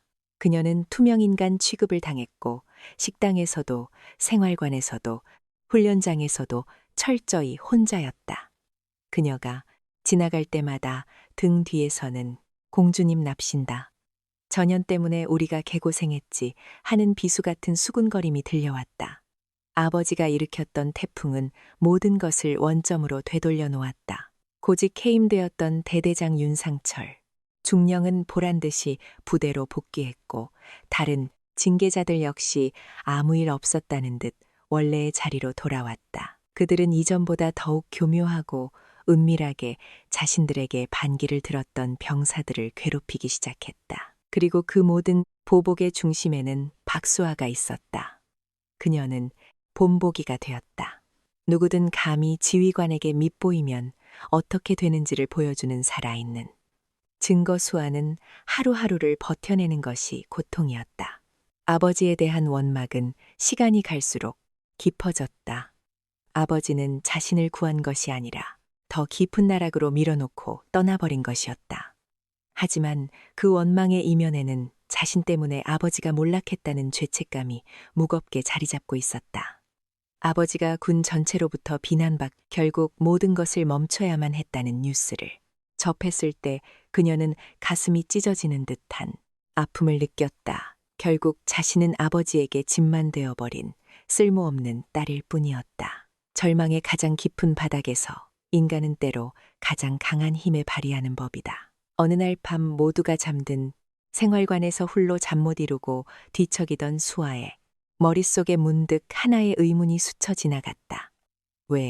도대체 왜 윤상철 대대장은 그토록 최동호와 강민석을 감쌌던 것일까? 단순히 그들이 말을 잘 던든 부하였기 때문에 아니면 자신들의 부패를 덮기 위해 그것만으로는 설명이 부족했다. 박진혁 대장이라는 거대한 태풍 앞에서도 끝까지 그들을 비호하려 했던 데에는 분명 그 이상의 무언가가 있을 터였다. 그리고 아버지는 왜 그렇게 무력하게 물러서야만 했을까? 아버지를 굴복시킨 그 거대한 힘의 정체는 무엇일까? 그녀는 문득 깨달았다. 아버지는 전쟁에서 패배한 것이 아니었다. 그는 단지 적의 실체를 제대로 파악하지 못했을 뿐이었다. 아버지는 눈에 보이는 폭력이라는 증상만을 제거하려 했을 뿐 그 폭력을 만들어낸 진짜 병의 원인은 찾아내지 못했다. 내가 찾아내야 해. 그 생각이 뇌리를 스치는 순간 수아의 눈에 아주 오랜만에 희미한 빛이 돌아왔다. 이것은 더 이상 아버지의 전쟁이 아니었다. 이것은 그녀 자신의 전쟁이었다. 아버지가 시작했지만 끝내지 못하니 싸움을 이제는 자신이 끝내야만 했다.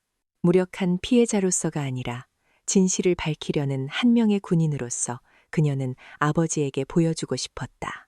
자신이 더 이상 철없는 어린 애가 아니라는 것을, 그리고 아버지가 틀리지 않았다는 것을. 그녀는 그날부터 아무도 모르게 자신만의 조사를 시작했다. 그녀는 더 이상 사람들의 시선을 피하지 않았다. 오히려 그들의 대화를 유심히 엿들었고 부대의 모든 동향을 면밀히 관찰했다.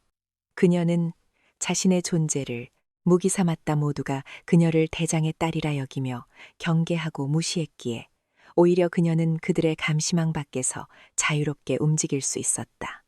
그녀는 아버지에게 보여주고 싶었다.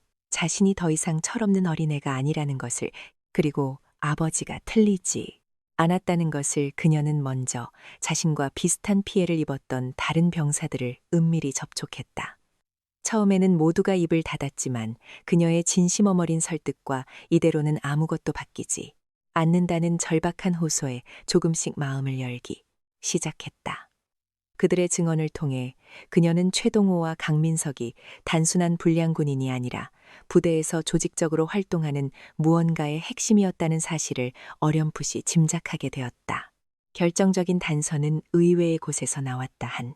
행정병은 최동호가 유독 부대시설 공사와 관련된 서류에 자주 손을 대댔으며, 강민석은 주말마다 부대 밖의 특정 건설 자재업체 사람들과 만나는 것을 목격했다고 증언했다. 건설 자재 퍼즐 조각들이 조금씩 맞춰지기 시작했다. 수아의 머릿속에 하나의 가설이 세워졌다. 만약 윤상철 대대장이 군부대 시설 공사와 관련하여 비리를 저지르고 있었고 최동호와 강민석이 그 비자금을 관리하는 하수인이었다면 모든 것이 아기가 맞아떨어졌다. 이제 필요한 것은 증거였다. 그녀는 대대장실을 목표로 삼았다. 아버지가 단행했던 특별 검열 기간 동안 윤상철의 사무실은 임시로 폐쇄되고 봉인되어 있었다. 검열이 중단되면서 봉인은 해제되었지만 아직 그는 자신의 사무실로 돌아오지 않고 있었다. 지금이 유일한 기회였다.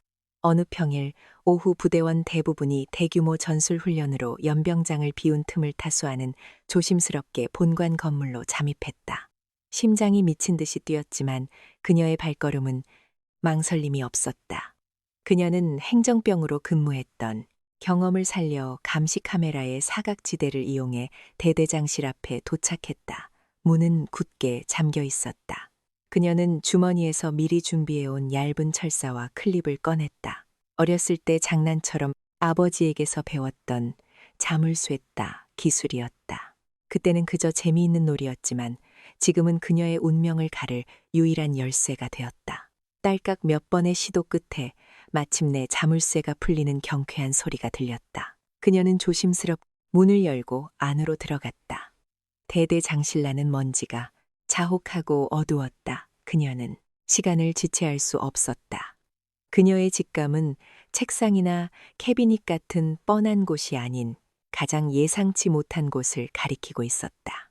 그녀는 사무실을 뒤지기 시작했다. 책상납 파일 캐비닛, 심지어는 벽에 걸린 액자뒤까지 하지만 아무것도 나오지 않았다. 초조함에 입술이 바싹 맑을 때쯤 그녀의 시선이 방 한 구석에 놓인 낡은 철제 난로에 닿았다. 지금은 거의 사용하지 않는 구식 난로, 그녀는 본능적으로 그곳으로 다가갔다. 난로 아래에 재를 받는 서랍을 열자 그 안쪽 깊숙한 곳, 그 이름으로 위장된 작은 틈새에 무언가 딱딱한 것이 손끝에 닿았다. 작은 USB 메모리 스틱이었다. 심장이 벨밑으로 떨어지는 듯했다. 그녀는 떨리는 손으로 USB를 자신의 전투복 주머니 깊숙이 숨겼다. 그리고는 서둘러 사무실을 빠져나왔다. 생활관으로 돌아온 그녀는 아무도 없는 틈을 타 행정반 컴퓨터에 몰래 USB를 꽂았다. 그리고 그 안에 담긴 내용을 확인하는 순간 그녀는 온몸의 피가 차갑게 식는 것을 느꼈다. 그 안에는 그녀의 예상을 뛰어넘는 거대한 부패의 실체가 고스란히 담겨 있었다. 수십 개의 엑셀 파일에는 지난 몇 년간 부대에서 진행된 모든 시설 공사의 내역과 자재 납품 단가가 정리되어 있었고, 그리고 그 옆에는 실제 시중 단가와 배교한 차액이 꼼꼼하게 계산되어 있었다. 그 차액은 고스란히 비자금이라는 이름으로 관리되고 있었고, 그 돈의 일부가 최동호와 강민석의 참 계좌로 정기적으로 입금된 내역까지 첨부되어 있었다. 더욱 충격적인 것은 한 워드 파일에 담긴 내용이었다. 그것은 중대장이 대대장에게 올렸던 수십의 공식 보고서였다. 보고서에는 최동우와 강민석의 지속적인 폭행 및 가혹 행위에 대한 상세한 내용과 함께 그들을 다른 부대로 전출시켜 달라는 건의가 반복적으로 담겨 있었다. 하지만 모든 보고서의 끝에는 윤상철 대대장이 직접 자필로 쓴 반려라는 글자와 함께 사소한 문제로 군기강을 해하게 만들지 말 것이라는 경고가 적혀 있었다. 모든 진실이 밝혀지는 순간이었다.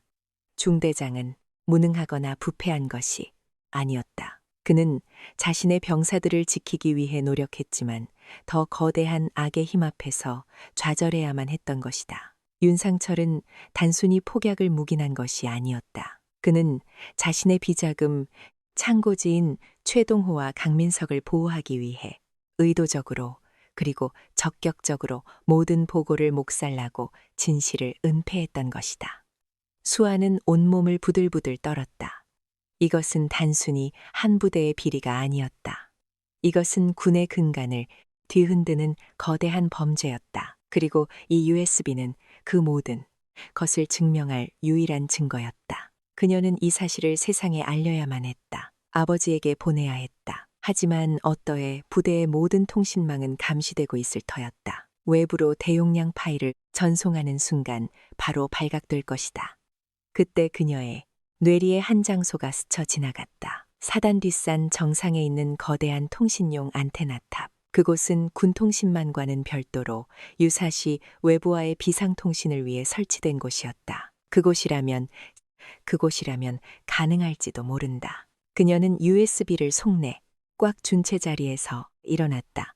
이제 더 이상 망설일 시간이 없었다. 그녀는 피해자가 아니었다.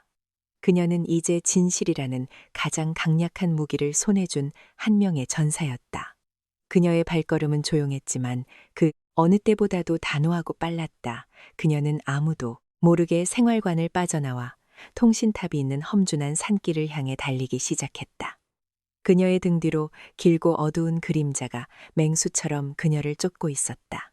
어둠이 내리기 시작한 산길은 험준했다. 박수아는 가쁜 숨을 몰아쉬며 거의 기다시피 비탈길을 올랐다. 날카로운 나뭇가지가 전투복을 찢고 팔에 생채기를 냈지만 그녀는 고통을 느낄 겨를조차 없었다. 그녀의 머릿속은 오직 단 하나의 생각으로 가득 차 있었다. 빨리, 더 빨리 통신탑으로 손안해준 작은 USB의 차가운 감촉이 그녀에게 힘을 주었다. 이것만 있으면 이 지긋지긋한 악몽을 끝낼 수 있다. 아버지의 명예를 되찾고 억울하게 고통받은 모든 이들의 진실을 밝힐 수 있다. 그녀는 자신을 위해 달리는 것이 아니었다. 그녀는 정의를 위해 달리고 있었다. 얼마나 올랐을까? 마침내 앙상한 나뭇가지들 사이로 저 멀리 산 정상에 우뚝을 거대한 통신탑의 실루엣이 보이기 시작했다. 희망이 보이자 그녀의 발에 다시 힘이 붙었다. 하지만 그 희망은 순식간에 절망으로 바뀌었다. 그녀의 등 뒤 저 아래쪽 산길에서 여러 개의 손전등 불빛이 어지럽게 흔들리며 이쪽을 향해 빠르게 다가오고 있었다. 그리고 그 불빛들 사이로 익숙한 목소리가 악기처럼 울려 퍼졌다.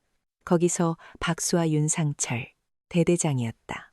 수아의 심장이 발밑으로 곤두박치는 듯했다. 어떻게 벌써 알아챈 거지? 자신이 대대장실에 들어갔다는 것을, 그리고 USB를 가져갔다는 것을 어떻게 안단 말인가? 생각할 시간이 없었다. 그녀는 본능적으로 몸을 돌려 정상을 향해 다시 미친 듯이 달리기 시작했다. 전연잡아 절대 놓치지 마. 윤상철의 고함과 함께 여러 명의 발소리가 거친 숨소리와 뒤섞여 그녀의 뒤를 바싹 따라붙기 시작했다. 그들은 평범한 병사들이 아니었다. 움직임이 날렵하고 조직적이었다. 최동호와 강민석 그리고 그들의 수종 노릇을 하던 불량배들이었다. 수는 필사적으로 달렸다. 폐가 터질 듯한 고통이 몰려왔지만 멈출 수 없었다. 여기서 잡히면 모든 것이 끝장이었다. 증거는 사라질 것이고 그녀는 어쩌면 살아서 이 산을 내려가지 못할지도 모른다. 아버지의 얼굴이 눈앞에 얼음거렸다. 산 정상은 이제 손에 잡힐 듯 가까웠다. 통신탑의 거대한 철골 구조물이 어둠 속에서 괴물처럼 그녀를 내려다보고 있었다. 통신탑 아래에는 작은 관리 초소가 있었다. 그곳에 분명 통신 장비가 있을 터였다. 하지만 그의 발은 그곳에 닿지 못했다. 정상 바로 아래 탁 트인 공터에 이르렀을 때였다. 옆쪽 숲속에서 갑자기 검은 그림자 2개가 튀어나와 그녀의 앞을 가로막았다. 최동호와 강민석이었다. 그들은 윤상철의 명령을 받고 미리 이곳에 와서 매복하고 있었던 것이다. 그 수아는 급하게 방향을 틀려 했지만 이미 뒤쪽 차온 다른 놈들에게 퇴로가 막힌 상태였다. 그녀는 완전히 포위되었다. 최동호가 짐승처럼 웃으며 그녀에게 다가왔다. 그의 눈은 복수심과 광기로 번뜩이고 있었다. 오랜만이네 공주님. 니년 때문에 우리가 얼마나 개고생을 했는지 알아. 오늘은 그 빚을 아주 톡톡히 갚아줘야겠어. 수아는 뒷걸음치며 손에 준 USB를 등 뒤로 감췄다. 그녀의 눈은 겁에 질려 있었지만 그 안에는 결코 꺾이지 않는 저항의 빛이 담겨 있었다. 어떻게 한 거죠? 그녀의 질문에 윤상철 대대장이 어둠 속에서 모습을 드러내며 비웃었다. 그의 손에는 작은 태블릿 PC가 들려 있었다. 내 방에는 말이야. 내 허락 없이는 개미 새끼 한 마리도 못 들어와. 네가 내 자물쇠를 따는 순간 내 개인 컴퓨터로 경보가 울리도록 되어 있거든. 니년이 내 방에 들어온 순간부터 나는 이 모든 걸 지켜보고 있었지. 아주 용감하더군. 내 비밀을 찾아내다니. 그의 말에 수아는 온몸이 차갑게 식는 것을 느꼈다. 모든 것이 그의 손바닥 위였다. 윤상철이 손을 내밀었다. 자, 이제 그만 장난치고 이리 내놔. 곱게 내놓으면 시체는 온전하게 돌려보내주도록 하지. 그것은 노골적인 살해 협박이었다. 수아는 입술을 깨물었다. 절대로 넘겨줄 수 없었다. 그녀는 마지막 남은 힘을 쥐어짜내 포위망의 가장 약한 부분을 향해 몸을 던졌다. 인연이 하지만 그녀의 필사적인 돌파는 허무하게 막혔다. 강민석이 휘두른 주먹이 그녀의 복부를 강타했고 그녀는 윽하는 비명과 함께 바닥에 쓰러졌다. 손에 쥐고 있던 USB가 흙바닥 위로 떨어져 나갔다. 최동호가 달려들어 USB를 집어들고 윤상철에게 양향하게 건넸다. 여기 있습니다. 대대장님. 윤상철은 USB를 받아들고 만족스러운 미소를 지었다. 이제 모든 증거는 사라졌다. 그는 바닥에 쓰러져 헐떡이는 수아를 경멸의 눈빛으로 내려다보았다. 멍청한 연내 애비가 내게 가르쳐준 게 고작 이런 거냐. 하긴 그놈도 결국엔 정치판의 개새끼들 앞에서 꼬리 내리고 도망쳤지. 부전여전이로군. 그가 아버지를 모욕하는 순간 수아의 눈에서 불꽃이 튀었다. 그녀는 쓰러진 채로 흙을 한 줌 집어 윤상철의 얼굴에 뿌렸다. 닥쳐. 우리 아버지를 모욕하지 마. 이 미친년이. 얼굴에 흙을 뒤집어 쓴 윤상철이 격분하여 수아의 머리채를 잡아쳤다. 그리고는 그녀의 뺨을 무자비하게 후려쳤다. 짝 하는 살벌한 소리가 산정상에 울려 퍼졌다. 수아의 입가에서 피가 터져 나왔다. 하지만 그녀는 울지 않았다. 그녀는 피를 흘리면서도 증오의 찬 눈으로 윤상철을 똑바로 노려보았다. 그녀의 그 꺾이지 않는 눈빛이 윤상철의 이성을 완전히 마비시켰다. 그는 수아의 머리채를 잡은 채 질 끌고 가기 시작했다. 그래, 그렇게 잘난 눈으로 어디 한번 끝까지 버텨봐라. 내가 지금부터 내 애비가 너에게 해준 것보다 훨씬 더 값진 교육을 시켜줄 테니 진짜 지옥이 어떤 곳인지 내 몸에 아주 똑똑히 새겨주마. 그가 수아를 끌고 간 곳은 통신탑 바로 옆에 있는 낡고 위험한 군용 변전소였다. 고압 전류 위험이라는 붉은색 경고판이 어둠 속에서 섬뜩하게 빛나고 있었다. 수아의 심장이 공포로 얼어붙었다. 그녀는 그가 무엇을 하려는지 깨달았다. 이것은 단순한 폭행이 아니었다. 그는 처음부터 그녀를 살려둘 생각이 없었던 것이다. 그녀의 비명은 차가운 산정상의 바람 속으로 허무하게 흩어져 갔다. 그녀의 마지막 희망이었던 통신탑은 이제 그녀의 처형대가 되어 그녀를 차갑게 내려다보고 있었다. 윙기를 찢는 듯한 저음에 기계음이 박수아의 귀가를 파고들었다. 고압 전류가 흐르는 변전소, 특유의 살아있는 생물처럼 불길하게 울리는 소리였다. 그녀의 등은 차갑고 녹슨 철제 구조물에 단단히 묶여 있었다.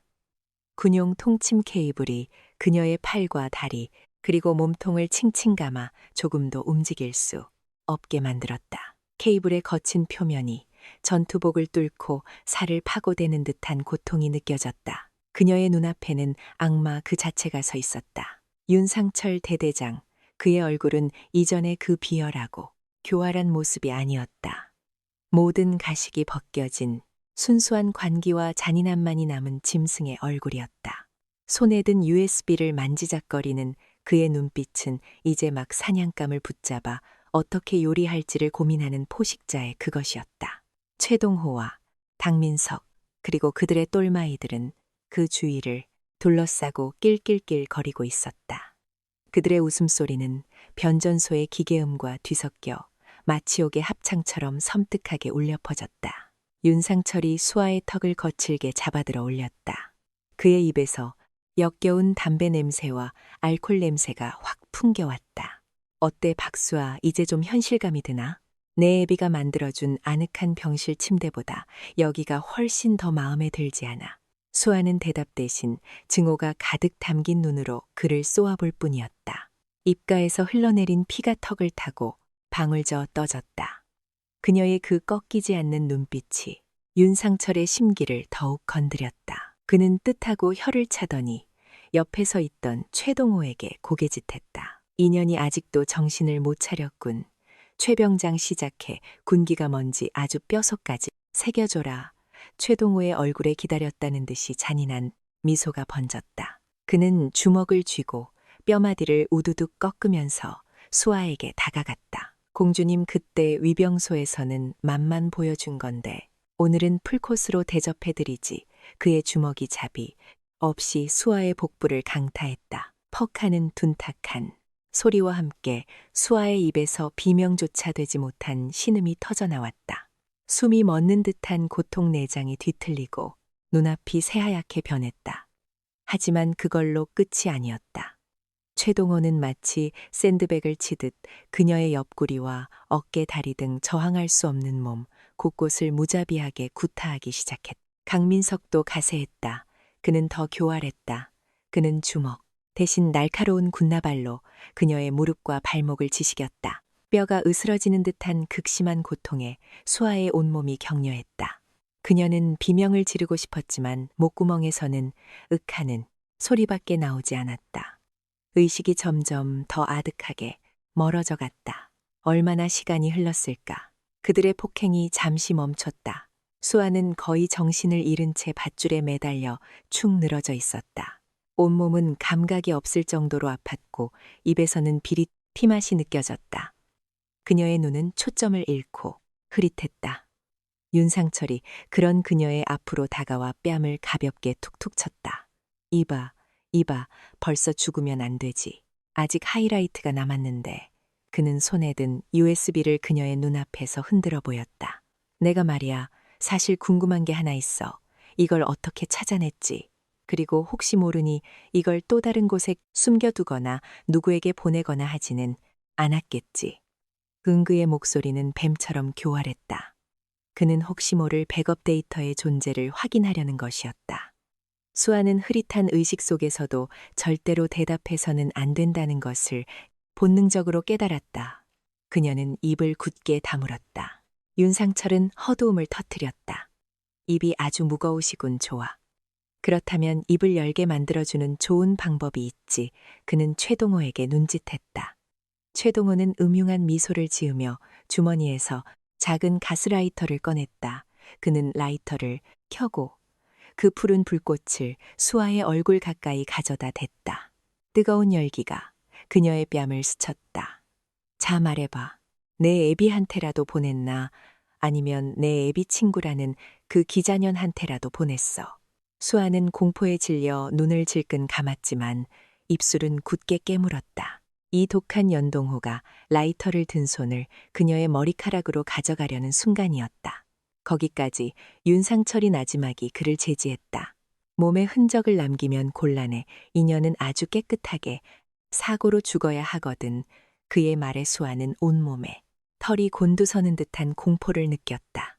사고그는 처음부터 모든 시나리오를 짜놓았던 것이다. 윤상철은 변전수 한쪽에 있는 낡고 거대한 주전원 차단계함으로 걸어갔다. 그는 먼지가 뽀얗게 쌓인 철제 덮개를 열었다.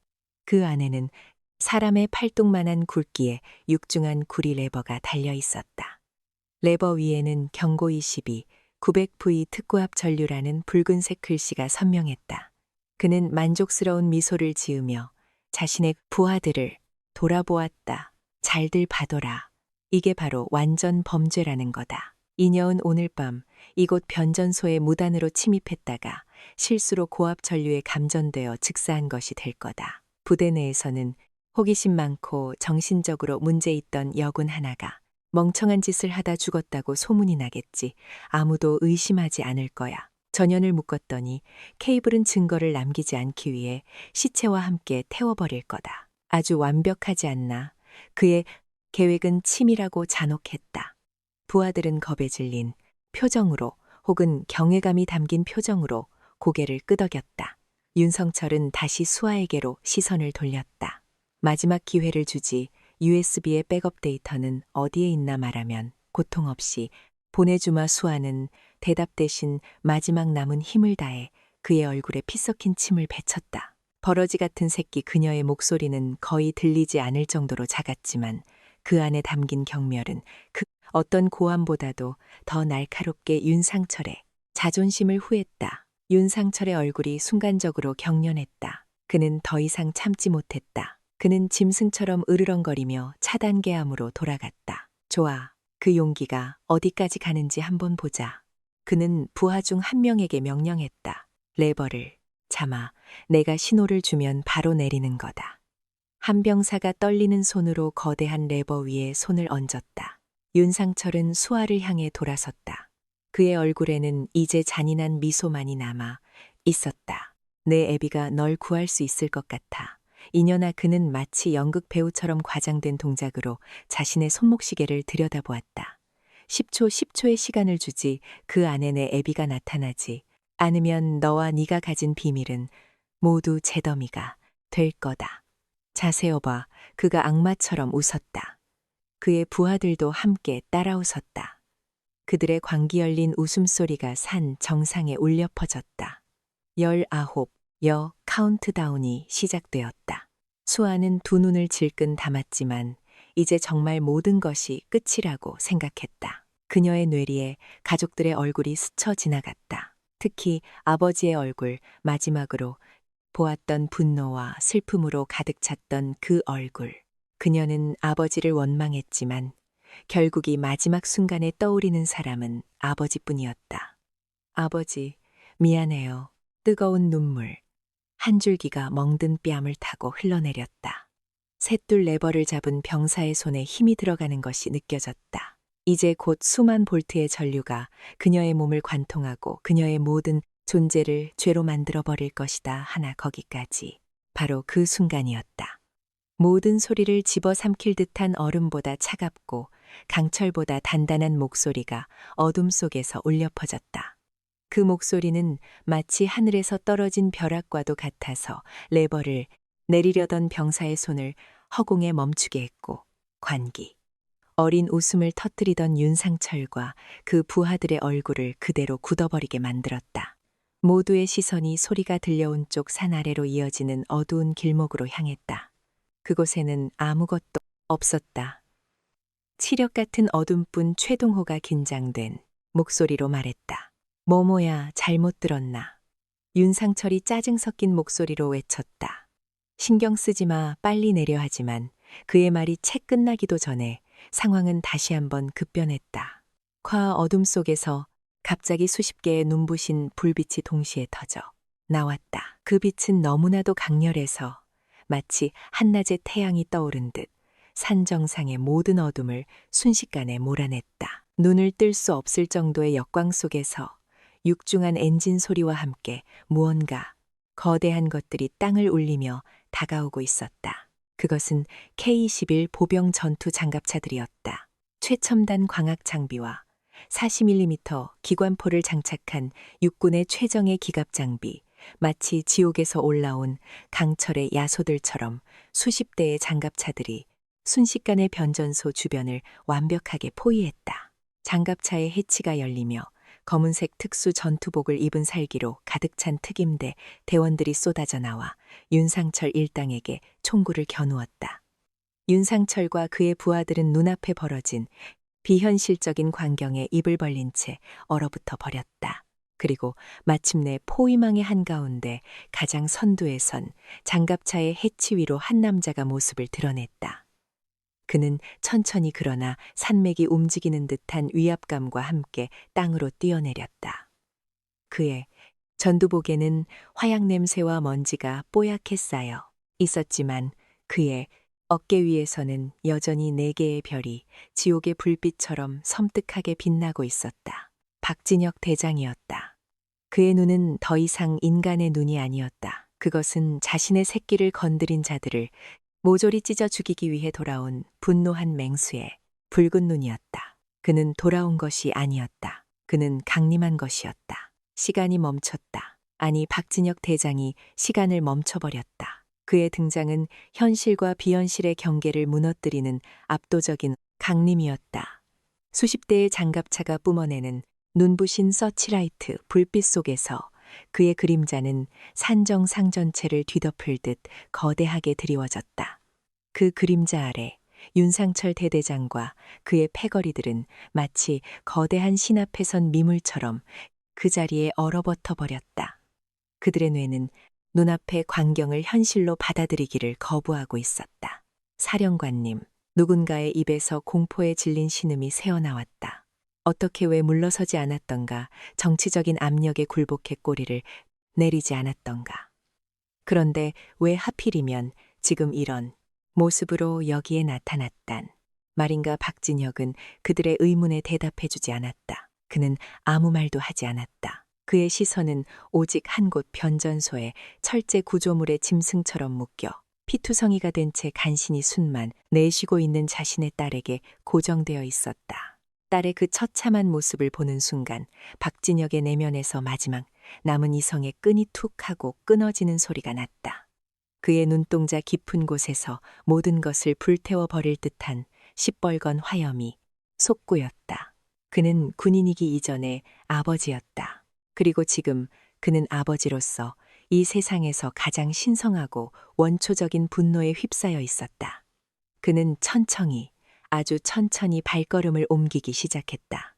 그의 군화발이 흙바닥을 밟는 소리가 석꺽, 석꺽하고 마치 사형수의 마지막 걸음처럼 무겁게 울려 퍼졌다. 그는 자신을 포위한 특임대 대원들에게도, 총구 앞에서 사시나무처럼 떨고 있는 범죄자들에게도 눈길 한번 주지 않았다. 그의 세상에는 오직 두 종류의 인간만이 존재했다. 지켜야 할 딸과 찢어 죽여야 할 적 그가 움직이자 멈춰있던 세상이 다시 움직이기 시작했다. 정신을 차린 윤상철이 본능적인 공포 속에서 미친 사람처럼 소리쳤다. 쏴버려. 저놈은 이제 사령관도 뭣도 아니야. 명령을 어기고 부대를 무단 이탈한 반란군일 뿐이다. 쏴. 그의 명령에 그를 따르던 몇몇이 공포에 질린 손으로 총을 들어 올리려 했다. 하지만 그들이 방아수의 손가락을 가져가기도 전에 다타탕하던 날카로운 총성이 먼저 밤길을 갈랐다. 그것은 박진혁의 특임대가 쏜 것이 아니었다. 윤상철의 부하들이 들고 있던 K 소총이 보이지 않는 힘에 의해 공중으로 튕겨져 나갔다. 크학 그들의 손목에서는 피가 솟구쳤다. 저격수였다. 어둠 속 장갑차의 상부 해치 위에서 이미 수십 명의 저격수들이 그들의 모든 움직임을 조종하고 있었던 것이다. 박진혁은 멈추지 않았다. 그는 계속해서 걸었다. 마침내 그는 덜덜 떨리는 손으로 차단기 레버를 잡고 있던 병사 앞에 섰다. 병사는 공포에 질려 얼굴이 백지장처럼 하얗게 변해 있었다. 박진혁은 그 병사의 눈을 똑바로 쳐다보며 얼음처럼 차가운 목소리로 물었다. 그 손으로 무려 했나? 저 잘못했습니다. 저는 그저 명령에 따랐을 뿐입니다. 병사가 울부짖으며 변명했다. 박진혁은 아무 말 없이 자신의 강철 같은 손으로 병사가 레버를 잡고 있는 손목을 움켜주었다. 악! 우두둑 살과 뼈가 쓰러지는 끔찍한 소리가 고요한 산정상에 울려 퍼졌다. 병사는 비명조차 지르지 못했다. 그의 손목은 기괴한 각도로 완전히 뒤틀려 버렸다. 박진혁은 부러진 손목을 잡은 채 그를 짐짝처럼 옆으로 내던져 버렸다. 그는 다시 발걸음을 옮겼다. 다음 목표는 최동호와 강민석이었다. 두 사람은 뒷걸음질 치려 했지만 이미 등 뒤에 선 특임대원들의 총구에 막혀 있었다. 그들은 독간에 든 주의였다. 박진혁은 먼저 최동호의 앞에 섰다. 자신의 딸에게 공주님이라 조롱하며 그 연약한 복부를 무자비하게 거어찼던 바로 그놈 박진혁은 최동호의 멱살을 잡아 거대한 몸을 종이 인형처럼 가볍 들어올렸다. 최동호의 발이 허공에서 허우적거렸다. 사살려 주십시오. 박진혁은 대답 대신 자신의 주먹을 그의 얼굴에 쳐박았다. 퍽 둔탁한 팔여름과 함께 최동호의 콧뼈가 어스러지고 앞니가 부러져 나갔다. 피와 침이 사방으로 튀었다. 박진혁은 그를 바닥에 내팽겨치고는 아직도 고통스럽게 꿈틀거리는 그의 다리를 군화발로 내려찍었다. 뚝 하는 소름, 끼치는 소리와 함께 그의 정강이 뼈가 완전히 박살났다. 최동호의 입에서 마침내 찢어지는 듯한 비명이 터져 나왔다. 그는 산짐승처럼 울부짖으며 바닥을 뒹굴었다. 박진혁은 조금의 동요도 없이 다음 목표물인 강민석에게로 향했다. 강민석은 그 광경을 보고 이미 정신이 반쯤 나간 상태였다. 그는 바지에 오줌을 지리며 그 자리에 무릎을 꿇고 빌기 시작했다. 장군님, 잘못했습니다. 저는 정말 박진혁은 그의 변명을 들을 필요가 없었다. 그는 강민석의 어를 잡아 마치 장난감처럼 가볍게 일으켜 세웠다. 그리고는 그의 귀가에 오직 그만이 들을 수 있는 지옥의 목소리로 속삭였다. 내 딸에게 했던 것처럼 팔짱 한번 껴보시지. 그 말에 강민석의 눈이 공포로 터질 듯이 커졌다. 그는 자신이 했던 짓을 기억해냈다. 하지만 그가 무언가 반응하기 전에 박진혁의 양손이 그의 양팔을 붙들었다. 그리고는 밖으로 잡아찢듯이 비틀어버렸다. 으아, 양소걱, 관절이 탈구되는 끔찍한 고통. 강민석은 비명을 지르며 그 자리에 쓰러져 실신해버렸다. 마침내 박진혁은 마지막 남은 한 놈이 모든 것의 원흉인 윤상철의 앞을 섰다. 윤상철은 다른 놈들과는 달랐다. 그는 공포에 질려 있었지만 마지막까지 발악했다. 그는 품 안에서 몰래 숨겨두었던 권총을 꺼내 박진혁의 심장을 겨누었다. 오지마, 더 이상 다가오면 쏴버리겠다. 나는 현역 대대장이다. 날 쏘면 너도 무사하지 못해. 하지만 그의 협박은 거대한 산 앞에서 소리치는 어린아이의 투정과도 같았다. 박진혁을 멈추지 않았다. 그는 총구를 향해, 죽음을 향해 한 걸음 한 걸음 걸어갔다. 그의 눈에는 조금의 두려움도 없었다. 오직 차가운 경렬만이 가득했다. 쏴라. 박진혁이 나지막이 말했다. 내 놈 같은 버러지가 군인의 총을 들 자격이 있는지 어디 한번 증명해봐라. 그의 압도적인 기세에 눌린 윤상철의 손이 가늘게 떨리기 시작했다. 그는 방아쇠를 당길 수 없었다. 눈앞의 남자는 인간이 아니었다. 거역할 수 없는 죽음, 그 자체였다.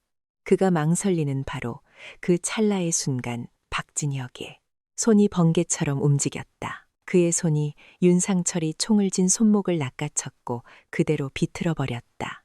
우드득하는 소리와 함께 윤상철의 손목뼈가 박살났다. 권총이 힘없이 바닥으로 떨어졌다. 박진혁은 고통에 몸부림치는 윤상철의 턱을 잡아 자신과 눈을 맞추게 했다. 너는 내 딸에게 10초를 주었지. 나는 너에게 단 1초의 자비도 베풀지 않을 것이다.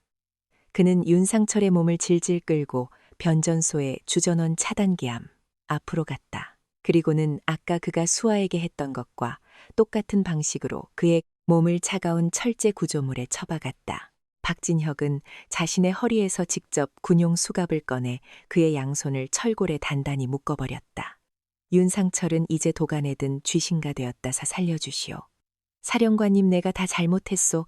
시키는 대로 다 하겠소. 윤상철이 비굴하게 애원했다. 박진혁은 그의 애원을 무시한 채 바닥에 떨어져 있던 USB를 주워들었다. 그는 USB를 윤상철의 눈앞에 보여주며 말했다. 내 놈이 찾던 게 이건가. 그는 그 USB를 자신의 전투복 주머니에 아무렇지도 않게 집어넣었다. 고맙군. 덕분에 모든 증거를 확보하게 되었으니 그제야 윤상철은 깨달았다.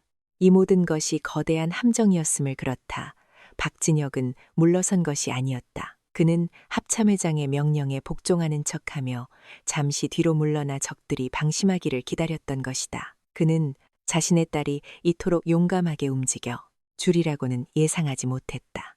하지만 수아가 USB의 데이터를 전송하려던 바로 그 순간, 비록 일부였지만 그 데이터의 조각이 지상작전 사령부의 보안 서버로 전송되었다. 그것을 확인한 박진혁은 더 이상 망설일 필요가 없었다. 그는 합참회장에게 딱 한마디만 남기고 자신의 최정의 친위 부대인 특임대를 이끌고 이곳으로 폭풍처럼 달려온 것이었다. 내 딸이 죽으면 이 나라의 군대도 끝장날 줄 아시오. 모든 것을 깨달은 윤상철의 얼굴이 절망으로 이끌어졌다. 박진혁은 그의 앞에서 등을 돌렸다. 그리고는 묶여있는 자신의 딸에게로 걸어갔다. 그는 품에서 날카로운 군용 나이프를 꺼내 단숨에 그녀를 올가매고 있던 케이블을 끊어냈다. 밧줄이 풀리자 수아의 몸이 힘없이 그의 품으로 쓰러졌다. 박진혁은 기절한 딸을 조심스럽게 안아들었다. 그의 거대한 몸에 비해 딸의 몸은 너무나도 가벼웠다. 그는 딸의 피투성이 얼굴을 자신의 거친 전투복 소매로 조심스럽게 닦아주었다. 그의 눈에서 뜨거운 눈물 한 방울이 딸의 뺨위로 떨어져 내렸다. 그는 딸을 안은 채 뒤에 있던 이동준 사단장에게 명령했다. 이동준과 김태환 군단장은 이미 모든 상황을 파악하고 그의 지휘하에 군을 움직여 이곳으로 달려온 상태였다. 이곳을 정리해라. 저 버지들은 단 한 놈도 놓치지 말고 군법 회의가 아닌 일반 법정에 세우도록. 저놈들은 군인이 아니라 민간인을 상대로 살인을 저지르려 한 흉악범들이니까. 알겠습니다. 사령관님. 이동준이 경례를 붙였다. 박진혁은 더 이상 뒤를 돌아보지 않았다. 그는 오직 자신의 딸만을 품에 안은 채 자신을 기다리고 있던 의무 헬기를 향해 걸어갔다. 그의 등 뒤로 길고 길었던 악몽의 밤이 끝나고 새로운 시대의 여명이 밝아오고 있었다. 그는 전쟁에서 승리했다. 지휘관으로서, 그리고 아버지로서 박수아가 손에 넣었던 USB는 단순한 증거가 아니었다. 그것은 거대한 부패 카르텔의 심장을 꿰뚫는 판도라의 상자였다. 박진혁 대장이 확보한 USB의 내용을 바탕으로 검찰과 군검찰의 합동수사본부가 꾸려졌고 대한민국 사회는 또한 번 거대한 충격에 휩싸였다. 윤상철 대대장의 부대는 단순한 비리 온상이 아니었다. 그곳은 군납 자재를 빼돌리고 불량 자재를 납품받아 차액을 챙겨 비자금을 조성하는 거대한 범죄 조직의 현장 본부였다. 그리고 그 비자금은 윤상철 개인의 치부를 위해 쓰인 것을 넘어 그의 뒤를 받은 상급부대의 장성들과 그들과 결탁한 정치인들에게 상납금 형태로 꾸준히 흘러들어가고 있었다. 박진혁 대장을 물러서게 만들었던 그 보이지 않는 정치적 압력의 실체가 바로 이것이었다. 그들은 자신들의 부패 사슬이 끊어질 것을 두려워해 박진혁의 개혁을 사축 보복으로 매도하며 그를 끌어내렸던 것이다. 하지만 이제 모든 것이 뒤집혔다. 진실이 담긴 증거 앞에서 그들의 추악한 민낯이 백일나에 드러났다. 수많은 별들이 옷을 벗었고 수많은 정치인들이 검찰의 포토라인 앞에 서야 했다. 박진혁 대장이 시작했지만 끝내지 못했던 정의는 역설적으로 그의 딸 박수아의 용기 덕분에 가장 완벽한 형태로 완성되었다. 박진혁의 명예는 완벽하게 회복되었다. 그는 독선적인 지휘관이라는 오명에서 벗어나 거대한 악에 맞서 끝까지 싸운 영웅으로 다시금 국민들의 존경을 받게 되었다. 하지만 그는 그 어떤 인터뷰에도 응하지 않았고 그 어떤 찬사에도 귀기 기울이지 않았다. 그의 마음은 오직 한 곳 아직 의식을 회복하지 못한 채 병상에 누워있는 딸에게로 향해 있었다. 국군, 수도병원, VIP 병실의 공기는 무겁게 가라앉아 있었다. 박수아는 깊은 잠에 빠져 있었다. 의사는 과다 출혈과 극심한 충격으로 인한 혼수 상태라고 했다. 생명에는 지장이 없지만 언제 깨어날지는 장담할 수 없다고 했다. 박진혁은 며칠 밤 낮을 꼬박 딸의 곁을 지켰다. 그는 잠도 자지 않았고 식사도 거의 하지 않았다. 그는 그저 딸의 창백한 얼굴을 내려다보며 앙상하게 마른 손을 잡고 있을 뿐이었다. 한때 60만 대군을 호령하던 그의 어깨는 지금은 한없이 작고 초라해 보였다. 그는 세상 모든 것을 가진 영웅이었지만 정작 가장 소중한 딸 하나 지키지 못했다는 깊은 죄책감과 무력감에 휩싸여 있었다. 그는 딸의 손을 잡고 수없이 되뇌었다. 미안하다. 아빠가 미안하다. 평생 단. 한 번도 누군가에게 약한 모습을 보인 적 없었던 그의 눈에서 뜨거운 눈물이 쉴 새 없이 흘러내렸다. 며칠이 지났을까 여느 때처럼 딸의 손을 잡고 뜬 눈으로 밤을 새우던 새벽녘이었다. 그의 손에 잡힌 딸의 손가락이 아주 미세하게 꿈틀거리는 것이 느껴졌다. 박진혁은 화들짝 놀라 고개를 들었다. 딸의 길고 검은 속눈썹이 가늘게 파르르 떨기고 있었다. 그리고 마침내 무겁게 감겨있던 눈꺼풀이 아주 천천히 힘겹게 들어올려졌다. 초점을 잃었던 그녀의 눈동자가 한참만 해야 눈앞에 있는 아버지의 얼굴을 담아냈다. 아, 뭐지. 수아의 입에서 가뭄에 갈라진 논바닥처럼 메마른 목소리가 흘러나왔다. 그 목소리를 듣는 순간 박진혁은 그대로 무너져 내렸다. 그는 딸의 손을 잡은 채 침대 옆에 무릎을 꿇었고 어린아이처럼 소리내어 울기 시작했다. 그의 울음소리에는 미안함과 안도감, 그리고 말로 다 표현할 수 없는 깊은 사랑이 담겨 있었다. 수아는 그런 아버지를 보며 희미하게 미소 지었다. 그녀는 마른 입술을 움직여 아주 작은 목소리로 말했다. 울지 마세요. 못생겼어요. 그 한마디에 두 사람 사이를 가로막고 있던 높고 차가운 벽이 봄눈처럼 스르 녹아내렸다. 그들은 더 이상 많은 말을 필요로 하지 않았다. 며칠 후 수아는 기적적으로 건강을 회복했다. 그녀는 여전히 몸 곳곳에 붕배를 감고 있었지만 정신은 그 어느 때보다도 맑고 또렷했다. 아버지와 딸은 병실 창가에 나란히 앉아 오랜만에 따스한 햇살을 맞고 있었다. 오랜 침묵 끝에 박진혁이 먼저 어렵게 입을 열었다. 수아의 아빠는 훌륭한 군인이었을지는 몰라도 좋은 아버지는 아니었던 것 같다. 나는 내 방식대로 너를 지키는 것이 최선이라고 생각했지만 정작 내 마음이 얼마나 아픈지는 헤아리지 못했다. 너를 믿어주지 못해서 정말 미안하다. 그는 평생 처음으로 딸에게 진심을 다해 사과했다. 수아는 고개를 저었다. 그녀는 아버지의 거칠고 투박한 손을 자신의 작은 두 손으로 감싸잡았다. 아니에요. 아버지, 제가 너무 어렸어요. 아버지의 마음을 이해하지 못하고 원망만 했어요. 아버지가 얼마나 외롭게 싸우고 계셨는지, 얼마나 힘드셨을지 이제는 알 것 같아요. 저 때문에 힘드셨죠. 죄송해요. 아버지 두 사람은 서로의 눈을 바라보았다. 그 눈빛 속에는 더 이상 원망이나 오해는 없었다. 오직 깊은 이해와 사랑만이 가득했다. 그들은 가장 끔찍한 시련을 겪고 나서야 비로소 서로를 온전히 이해하게 된 것이다. 군인과 군인으로서가 아닌 딸로서 박진혁은 딸의 머리를 부드럽게 쓰다듬으며 말했다. 네가 자랑스럽다. 수아야, 너는 나보다 훨씬 더 강하고 용감한 군인이다. 아빠는 내 덕분에 이길 수 있었어. 그의 말에 수아의 눈에 다시 한번 뜨거운 눈물이 고였다. 하지만 그것은 더 이상 슬픔의 눈물이 아니었다. 아버지가 자신을 한 명예 온전한 군인으로 그리고 동료로 인정해 주었다는 사실에 대한 기쁨의 눈물이었다. 그날 이후 병실에는 다시 따뜻한 웃음소리가 피어났다. 그들은 평범한 부녀처럼 시시콜한 농담을 주고받고 함께 TV를 보며 웃었다. 전쟁은 끝났다. 그리고 그 폐허 위에서 그들의 사랑은 이전보다 훨씬 더 단단하고 깊게 뿌리내리고 있었다. 모든 범죄자들에 대한 재판이 끝났다. 윤상철은 군납비리와 살인미수 혐의가 모두 인정되어 무기징역을 선고받았다.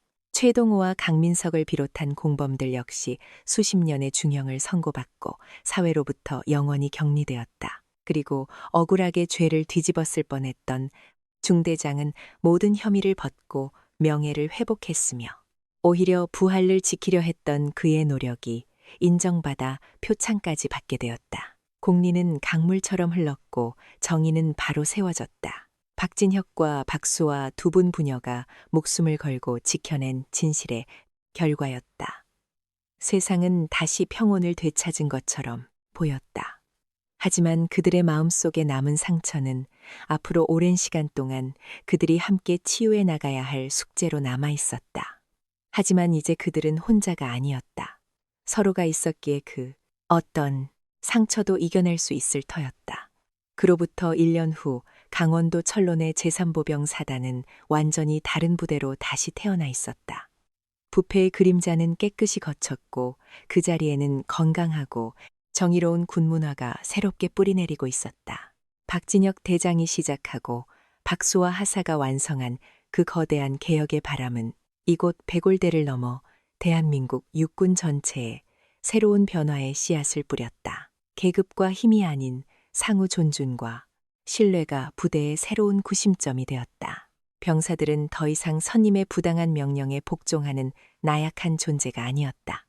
그들은 분리를 보면 용기 있게 아니오 라고 말할 수 있게 되었고, 지휘관들은 부하들의 목소리에 귀 기울이는 것을 가장 중요한 덕목으로 여기게 되었다. 그리고 그 변화의 중심에는 이제는 어여한 하사 계급장을 단 박수아가 있었다. 그녀는 사건 이후 의가사 제대를 할 수도 있었지만 스스로 군에 남는 것을 선택했다. 그녀는 도망치지 않았다.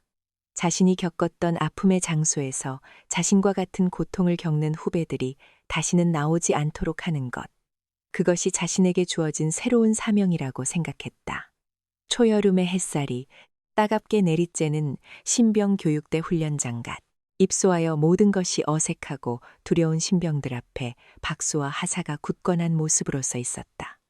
온갖 고난을 이겨낸 그녀의 눈빛은 나이에 어울리지 않는 깊이와 단단함을 담고 있었고, 그녀의 목소리는 작지만 그 어떤 고함보다도 더 큰 울림을 가지고 있었다. 군대는 결코 너희들을 해치지 않는다. 너희들을 해치는 것은 군복 뒤에 숨은 몇몇 나쁜 사람들일 뿐이다. 두려워하지 마라. 부당함에 침묵하지 마라. 그리고 기억해라. 너희들은 결코 혼자가 아니다. 힘들 때는 옆에 있는 동료에게 기댈 줄 알아야 하고 지휘관에게 용기 있게 외칠 줄 알아야 한다. 그것이 진정으로 강한 군인이다. 그녀의 말 한마디 한마디에는 그녀가 온몸으로 겪어낸 진실의 무게가 실려 있었다.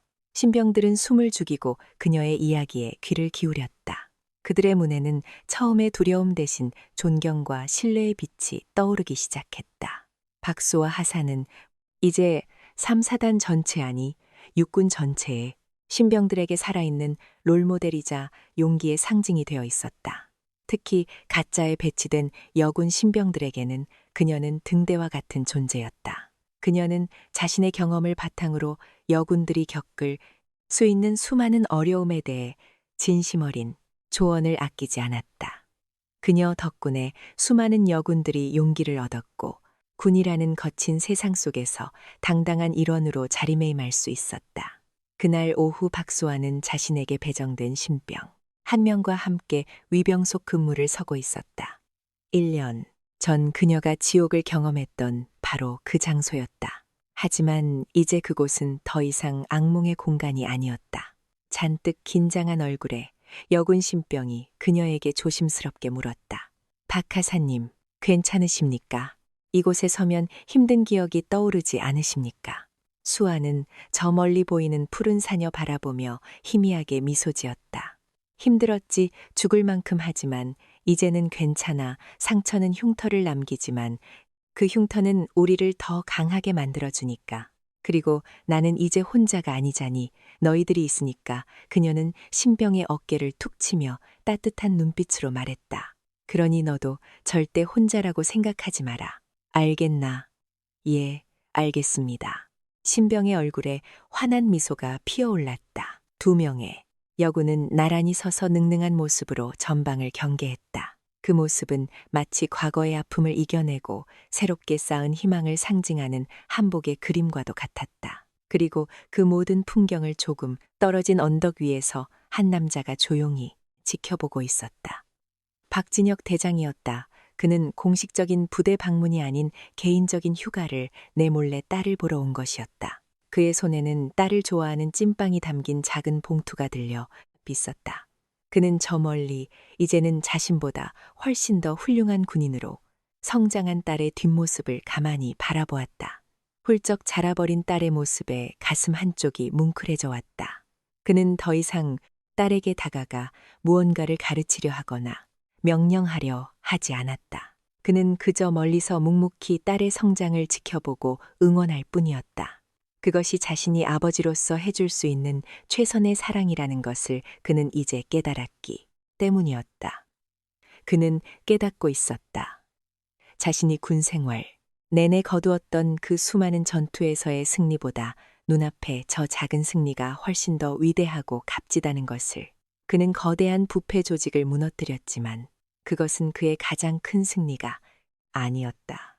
그의 인생에 있어 가장 위대한 승리는 바로 자신보다 훨씬 더 강하고 현명한 한 명의 군인을 길러냈다는 것.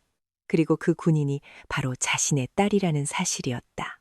박진혁은 손에 든 찐빵 봉투를 고쳐들고 조용히 미소 지었다. 그의 얼굴에는 더 이상 과거의 분노나 슬픔은 남아있지 않았다. 오직 딸에 대한 무한한 사랑과 자랑스러움, 그리고 평온한 행복만이 가득했다. 그는 조용히 몸을 돌려 자신의 차를 향해 걸어갔다. 이제 딸은 스스로의 힘으로 날아올 것이다. 자신은 그저 언제나 그녀의 뒤에서 묵묵히 하늘을 받쳐주는 바람이 되어주면 될 뿐이었다. 저 멀리 철원의 푸른 하늘 위로 평화의 상징인 흰새 한 마리가 힘차게 날아오르고 있었다. 그것은 마치 모든 시련을 이겨내고 마침내 진정한 자유와 용기를 얻은 한 젊은 군인의 영혼처럼 보였다. 박진혁 대장은 아버지로서 이 전쟁을 시작했지만 자신의 딸 또한 한 명의 군인이라는 것을 믿고 신뢰했을 때 비로소 승리할 수 있었습니다. 여러분이 생각하기에 거대한 악과 맞서 싸울 때 아버지의 사랑과 군대의 기강 중 어느 것이 더 강력한 무기가 될 수 있을까요? 여러분의 생각을 댓글로 남겨 공유해 주십시오.